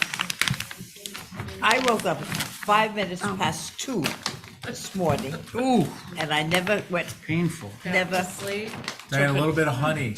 nap. Really? Just take a little bit of honey Oh, on yeah. a tablespoon Yeah. of honey. It'll put you right out. No, Yeah. Thanks. Uh-uh. And the hydrogen peroxide. I have It's got a hydrogen natural peroxide. disinfectant that it'll react with the pH in your mouth, and it'll, it's Oh. like a peroxide, but What? much What? lower level. I like hydrogen Just ask me, peroxide. anything you need to know. peroxide It in has a chemical property that inherent. Honey that will, that's why honey lasts forever. Literally, it'll crystallize. yeah. Right, because But it's when yeast it, different pH levels, it will react and it creates Allergies, a everything. chemical akin to a Can peroxide. we get to the application? The American Indians used to put it on as a wound. That's what we call honey, which begins with an M, like what? Mark Corral honey. Oh, Molasses. the Hawaiian honey and the New Zealand honey has actually got a grading level. for, Yeah, they're very good as antibiotic type thing. Anyways, it helps you sleep. That's very cool. So the bottle of gin. Okay, so Josiah's not around, so we got to fend for He ourselves. is there, it's just, it doesn't seem to. But the only thing he's changing is the window style from, Is that what we're looking at? It's literally, the tipping over. door is changing from a 6-panel to a 2-panel, 2-light 4-panel. I see that, yeah. There's a little return on a roof, it's a hip roof Yeah. instead of a straight-on shed. Oh, yeah, yeah. And that's it. That's it? Yeah, well, Okay, that's- let's go. Marvin to Anderson. I see that. easy. Did somebody move it? Motion to approve is submitted. Okay, that's Val's motion. And we still have Connie on. So all those in favor of Val's motion to approve, say aye. Aye. Aye, any opposed? There we go. Okay, how about 91 Hummock Pond Road. Yes, you did. Okay. New pool. Hi, Craig. Good evening. Hello. Hello. Okay. Let's see, do we got a screen here? We got a screen. Oh, is that just that? Oh.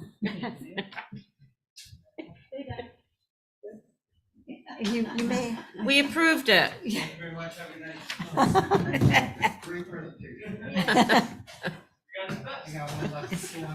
Okay, so this pool is going where the red X is, I'm guessing. Thanks. Yeah, this is a project Ethan brought in, wasn't it? Yeah, that's correct. If you scroll up one more, it has kind of a penciled in outline of the pool. Maybe up, not down, Oh. Yeah. or the other up, I guess. That, Yeah, there you go. 16 by 32. Is there any decking around it or anything? They actually opted to retain more grass, so they wanted coping straight to lawn. Just the coping and the lawn. So there sits the pool. Yeah. Yeah, and they actually asked me to reduce it to a 14 by 28. That's a recent part of information I got today, so I thought I'd bring it up to you now. Well, it's good to know. Okay, folks. I'm okay with this. I don't believe you're gonna see it. This lot slopes down. I remember this from when we went and viewed for the house. Yeah, right. Yeah, it's Okay. very far back, and it's pushed behind the house as well. And right up next to the guest house. I'm worried about it right next to the driveway. Somebody pulls the stink at the authority. Oh. Oh, well, you know. That's pretty funny, Carrie. Good. Craig, is it You gonna are be pretty screened funny. at all from the driveway? It is actually the privet that was there in order to access for the rear house to remove the septic and tie into the town sewer system was removed for truck and equipment access, and it was a little bit sparse, and so it's going to be replaced with privet, I believe, as far as the landscaper says, but he wants to put fresh 6 foot so that it's thick right from the ground up. So I don't believe you'll even be able to see through that stuff. Far as I know, it's going to be a double row. And this pool also has an auto cover, but they may be applying for fencing in the future that would be basically behind the privet. So we can do the caveat. We can do the caveat, right. Okay, somebody? Motion to approve through staff with the size changing to 14 by 28. 14 by 28. And you don't have to print anything, just come in and mark up the copies in the office. And to be screened in perpetuity at the time of inspection, in perpetuity thereafter. There you go. Okay, With that's no valid. grade changes. Oh, yeah. You're not proposing any grade I don't change. remember how that goes. Grade shall be as per the original, grade per the, grade to match existing or as submitted in the original application. Yeah, that. Not visible at time of inspection or thereafter. Yeah, that. Okay, so you're not on this, right? No, it's just You're acting as an providing a advisor. reference. Okay, so that's Val's motion. On Val's motion, all those in favor say aye. Aye. Aye, any opposed? Okay, that's Can you good. write it? I'm a linguinius.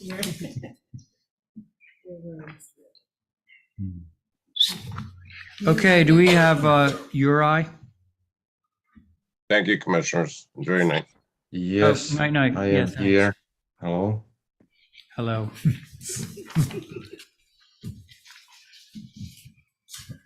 One smooth hummock. Thanks. Yeah. I'll wait for it to get on the screen.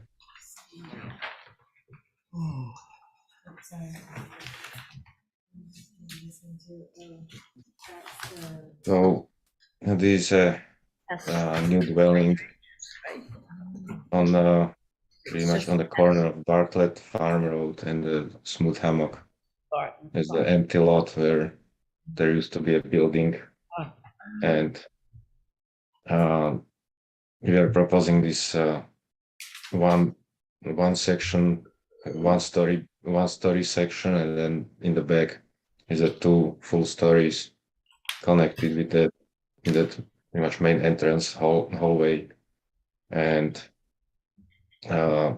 should be like a barn style type of building. Most of it, as you can see on the front, on the beginning of the application, there are some photos.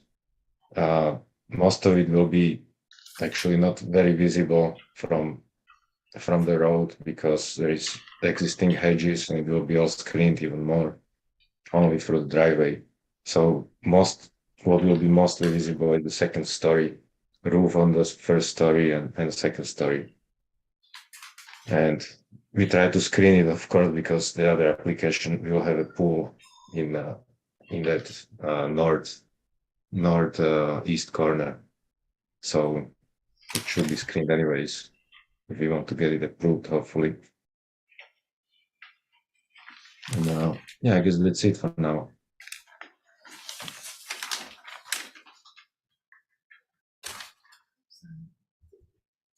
Well, the deer will like it. They're really developing like crazy over there in the corner. Ooh. Get there. 50 feet. How big is the pool?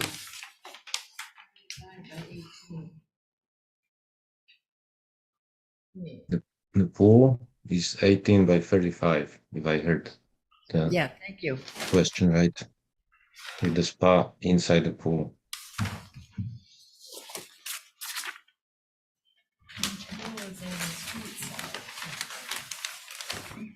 Hey, Uri, what are these vertical boards that are dividing up this mass?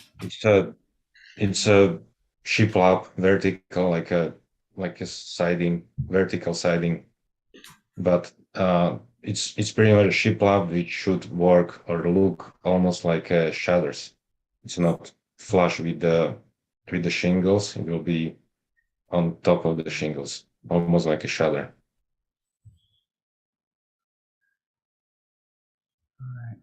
And natural to weather, of course. Everything? Or no, what's the trim? Yeah, the trim and those vertical boards, yeah. What? The vertical shiplap and the trim will be all natural to weather. See that? Everything is natural to weather? Yeah. How about the sash? Sash is, I think, black. Okay. Yeah. Why does the roof look like it's panelized? Yeah. The roof, it's not panelized, no. It's just regular roof. On the 3D, it's just the Yeah, rendering. panelized. The rendering looks sort of panelized. It's just the computer drawings. It's got a wall plate that's too high. You mean those lines in between? Yeah. I think it's just the rendering showed it for some reason like that, but it's a regular roof. I don't know where those lines are there. It will be regular shingles. What did we go with? Cedar. Are these Okay. skylights on the north end? They are skylights, yeah. There are skylights on the south side which is facing. It's not visible. It's facing the back of the property in the neighbor's house.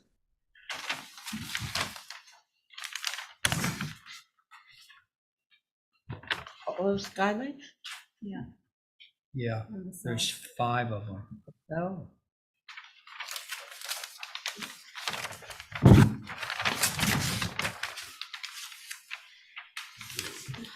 Did you see that?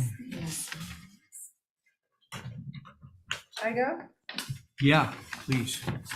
Well, I think the massing reads as very large.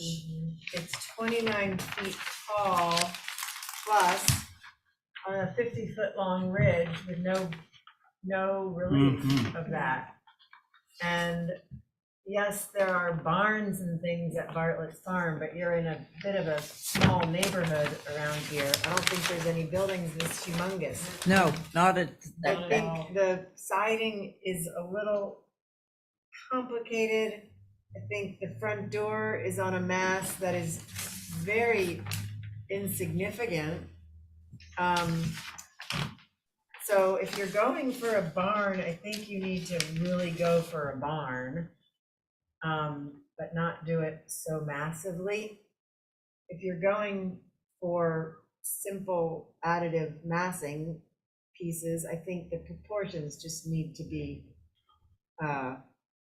manipulated so they read well together. So long and skinny and long and tall and huge and eight pitch roofs on such a big mass, let alone four skylights on one roof plane is not great. The pool on the roadside is a little bit disconcerting as well. That's it for now. Okay. Thank you. Who's next? I'll go. Thanks. I agree with Carrie. The door was one of the first things that I noticed. But I agree with all of your comments. I do think it's so large compared to the other houses out there. More significantly, I'm concerned that the backyard is what faces the road. Well, Smooth Hummocks, I guess the front door faces Bartlett. I just have concern about it being so far set back to the back of the lot that even hedge is not gonna mitigate that. So from the road, you're gonna be able to see the bulk of this house. So I appreciate the colors, though. I'll go, Okay, great. Thank you, Diane. because I agree with what's been said. I think the 5 skylights are absolutely not acceptable. And Smooth Hummock is a dirt road that runs between Gulfview and the farm. And Gulfview is that wonderful street that half the neighbors like it paved and the other half like it the way it is. And they've been fighting for years. It was on my route and I had to go through the hole every day, disappearing down into the hole and Oh, up. yeah, right. And it was something. And they're very simple, not farmhouses, because they aren't farmhouses, but they're not barns either. Jerry Mack lives there. That new woman who's got plants lives across the street. It should fit in with the neighborhood. It's a very precise neighborhood, Gulfview, Farmview. So I would like to see it simplified, made smaller, and take the 5 skylights off it and drop it. And skylights are 6 feet by 2'9". Right. Way over the allowable, way over. 1 skylight aside. And they're 2 by 3. Yeah, right? 2 by Yeah, 3 is 2 the by size. 3. I recall Tony bringing that up earlier. Yeah. Is that it, Diane? Yeah. Okay, good. Connie? I agree with what's being said, especially concerned about those skylights, which I don't think are achievable. I think it needs some major rework at this point. Yeah. Connie, thank you. Yeah, it's just seriously massive. A 50-foot long ridge, which is the maximum, that's maximum zoning. It's actually 50 feet. It's actually 5 inches over the maximum of zoning. It's a very low roof pitch, which means it's a full two-story building. It's 29 feet high. It's maxed out in virtually every way. And then it's got these sort of atypical siding materials, which I don't think are helping at all.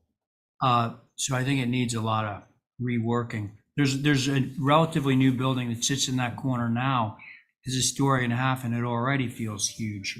So, I'd like to see this be that size or smaller. Those are my comments. Should we motion? Motion to hold for revisions. There you go. Diane's motion is to hold for revisions. All those in favor say aye. Aye. Aye. Any opposed? Okay. And the pool, follow-up comments on that? Yeah, because that's in front of the house on the roadside. So maybe hold that to track. Okay. Because if it's on smooth hummocks, right across is the farm, so Correct. there's no vegetation other than fields of corn in that particular Wide open. place. It's wide open, and you can see it from Hummock Pond Road and the whole thing. It's absolutely clear, and there's no way that there's not enough along the side of the street to hide a pool. Yeah, because the head even looks goofy there. Right, and it's not gonna last anyway, so. Okay. By the way, it's like actually a little further away from the road, from smooth hummocks than the house next door. The pool on the corner of Farmview Drive and Smooth Hummocks. It's just on the corner. This pool that we are proposing here is further away, and it's blocked the same way. Just for comparison. What's he saying? I can't understand. But are we gonna have the pool track the, Yes, whose motion was that? Yeah. Diane? I make a motion. Okay, Diane's made a motion to have the pool track the house. All those in favor say aye. Aye. Aye. Any opposed? No, we're good. Okay, thank you, you're right. You got one more. It's still me, yeah. Wait. So 109 Main Street. We're just proposing a simple change from from window door, and of course steps going down to the patio, which is in the back of the house, not visible at all.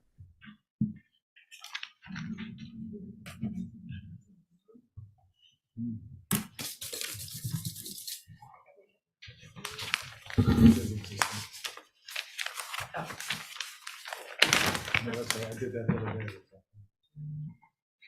It's much more. fair. Proposed stairs and retaining wall to match existing. Holly, you got anything on this one? Yes, Mr. Chair. So first, I wanted to mention that there really should have been historic information on this application. There was none. For the record, this is a circa 1834 typical Nantucket, the Captain Reuben Joy second house. Obviously, appreciate that the doors are proposed within an area that has existing gang windows that'll be replaced, so not as much historic fabric will be removed. French doors, although not visible from Main Street, they may be visible on an angle from Gardner Street. I looked on the GIS, and Google Street View is a wonderful tool, and you could actually see the structure from Gardner. So there's a possibility that you'll be able to see part of this. My recommendation would be to change the 15 light French doors to 12 light with a kick panel, as typically seen within structures within the OHD as a contemporary element, and they should be TDL. Those are comments, Mr. Chair. Thank you. Thank you, Holly. Who would like to start? I'm okay with the French doors back here. I imagine the rear piece of this house was probably an addition, like many were. And I think the kick panel TDL is correct. Oh, yeah, it is. That's the pool got smaller, right? Anyway, that was it, Carrie? Yes. Okay, anybody else? I agree with Carrie. You're saying change the door to a 12? That was, 12 with a 12 kick. with a kick panel. Okay. yeah. Yeah, Good? yep. Diane? Yeah. Connie? Okay, I think we'd have a motion on this one. Somebody? Motion to approve with the French doors changed to a 12 panel with a kick panel at the There you bottom. go. That's the motion. Okay, so Diane has made the motion. All those in favor of Diane's motion, say aye. Aye. Anybody opposed? Okay, that one carries. All right, so 93 Main. A new shed. That's still me. Yeah, there's a proposed shed in the back of the lot. It's simple. 10 by 20.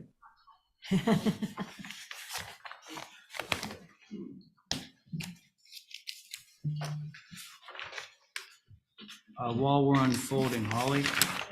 Thank you, Mr. Chair. Again, I'm going to hound this home. I think it's important, even if the structure that's being proposed is not the actual historic structure, but the historic information should be included so you can understand the context.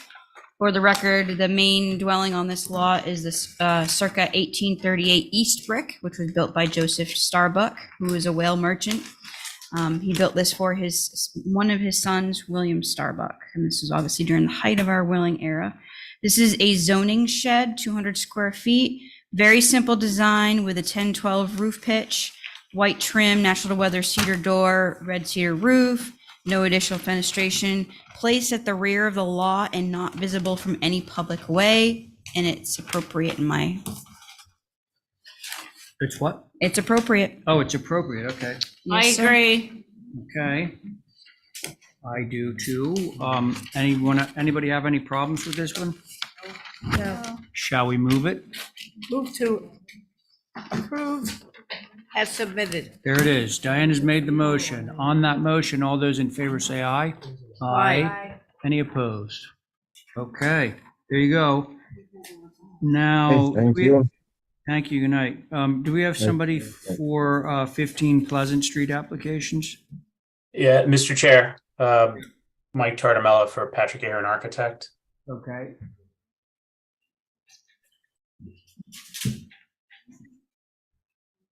Would you like me to share screen or will you be bringing it up? Actually, it'd be great if you could. It Sure, always leaves the burden from our staff here.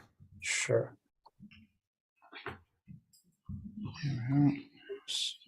Zoom to the other screen.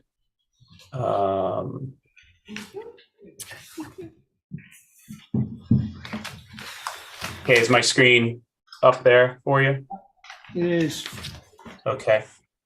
So good evening, Mike Tartamella, Patrick Ahern Architect, for 15 Pleasant Street, Barry Pleasant LLC. We have a proposal on the main house to remove and add 2 new French doors on the side elevation. I can share those elevations here with you. Here's some existing photographs of the house and the backyard. The subject elevations for the proposed are the north elevation here, which is somewhat screened from Pleasant Street, from the public way. This is hard. This is hardscape. Hold on a sec, we got the wrong thing in front of us. You want me to pivot to hardscape? I can do that. We'd actually prefer to do the house first. Okay, sure. We'll just hold them and come back to this. Why don't you continue your narrative on the house? So the only changes on the house are the addition of these 2 doors. That's it. In the north elevation. There's no other proposed changes to the That's house. it. Those 2 sets of doors. Yes, sir. So the existing is up above. All right. Thank you. And let's hear what Holly has to say about this. Thank you, Mr. Chair. This is the Obed Macy House, a circa 1801 typical Nantucket, 2.5 story with a 2-story and a 1-story additive massing. It was actually documented by Habs. This revision to the main home The 4 French doors are not appropriate in the OHG and on a significant historic structure. I recommend keep the fenestration as is. You already have 2 sets of, or two doors, one that's double and one that's single, appropriately with, flanked windows on either side. We do have comments from HSAG. The new doors will be partially visible from Pleasant Street. Agreed. 4 ganged French doors are not appropriate in the OHD. The original glazing and panel proportions of the French doors was more appropriate than proposed. Exactly what I just said too. Those are the comments, Mr. Chair. Thank you. Okay, I agree with that. I went by today. You will be able to see them. all right. Anyone else? I agree that they're not appropriate in the house of 1801. Okay. So can we just clarify, is it the 4 French doors or is it the 2 French doors that are proposed also? The 4 is more significant. Would we be allowed to get the 2? Just keep what's there. I So I believe, think we asked for the 2, if we were to maintain the 2 on the right, could we get the 2 on this side on the left that we're proposing here with the existing window in place? This is the kitchen and that single door that opens out right now. The double door would give them a little bit better egress in and out of the house on that side. Okay. All right, thanks. Val, continue, and I'll just go around the table. it's just that it can be seen, so. Okay. Um, What do you think of his counter proposal? I think if it's 2 just separate French doors, it's probably okay. 2 sets of separate French doors. Right, not the 4. Gotcha. Right, leave Okay. the third mass alone, and the middle mass can have French doors that match those existing. I think that's what he's Right, hoping to get as a backup. yeah. Yeah, I mean, it's certainly, I'll go back to the elevations here. I mean, we'd like to get this set, and I think if it's consistent to maintain the set that's there now, we'd like to be able to do that. And replicate that on the opposite side here. And are we going for the, what is that, 16 light? That's what they are right That's now. the existing, yeah. They're narrower in his drawing. Well, no, the existing are 4 across. I understand, and his are So, 3 across. Right, but maybe we should keep the 4 across and really, match what's there. Yeah, because Okay, so you're actually helping him out here. Yeah, we're giving him a little more. Okay, so you get what's on the table? Yeah, I hear you. You got 16 lights existing. Mhm. And Carrie is saying rather than do, what would be 12 lights, go with the 6, wait, what's this? No, it's actually 20. 20. It's 20 lights. Okay, so do the 20 lights over there instead of 15 lights. Yeah, can we line up the top of the door with the windows that are adjacent to it on both sides? So we replace this door with the same light cut, a little taller door, and we would do the same door over here on this side. He wants the doors and the windows to line up. My concern with the door is it's really not weather tight right now and it needs to be replaced. So if we could replace this door and at the same time line it up with the windows that are adjacent to it, I think that would look more consistent going across, and we would replicate that over here. We got a moving target and some moving archers. So I'm gonna do this. So Val, what do you think of that counter proposal? I like the doors, The wide doors. the doors like they are. Yes. Um, Not raised up to match the windows? well, my concern with the raising up of the door is he gonna make it taller, or is he gonna raise it up and then have to have some sort of platform or No, stairs below? No, no platform or stairs. Okay. The glass will get a To lot. just will get make it taller. bigger.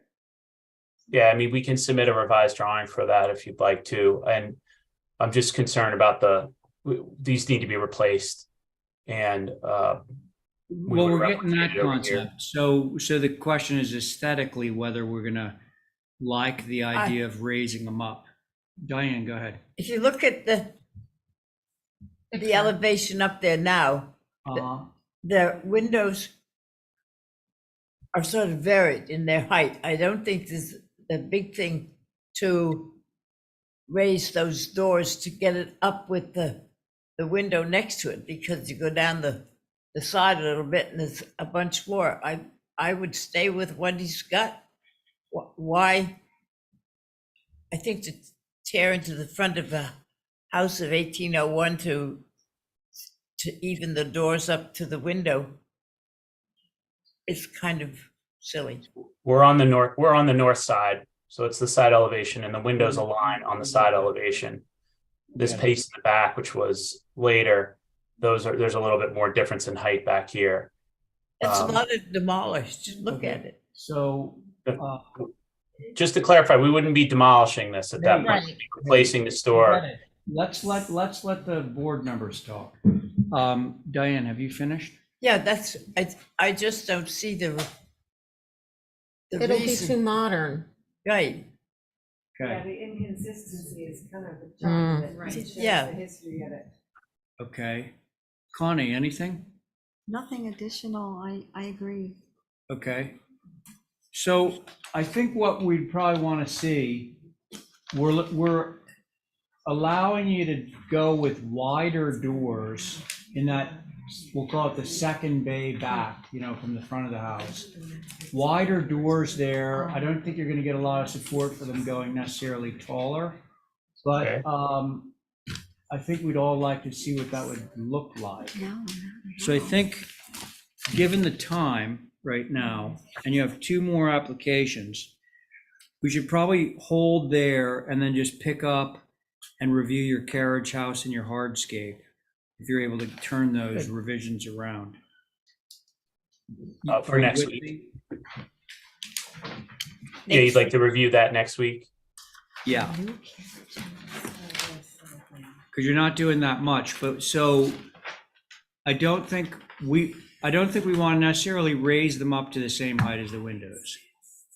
Look at the proportions of the glass in the windows. Take your existing wide French doors and replicate them in the second bay. Okay? Yep. All right. So why don't we hold this for revisions and have the other guys to track, and we can have that up next Tuesday. Yes.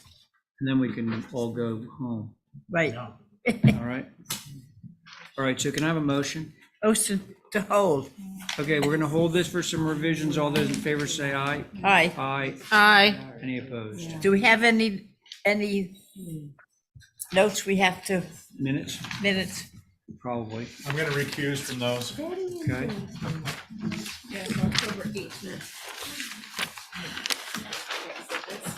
So, guys.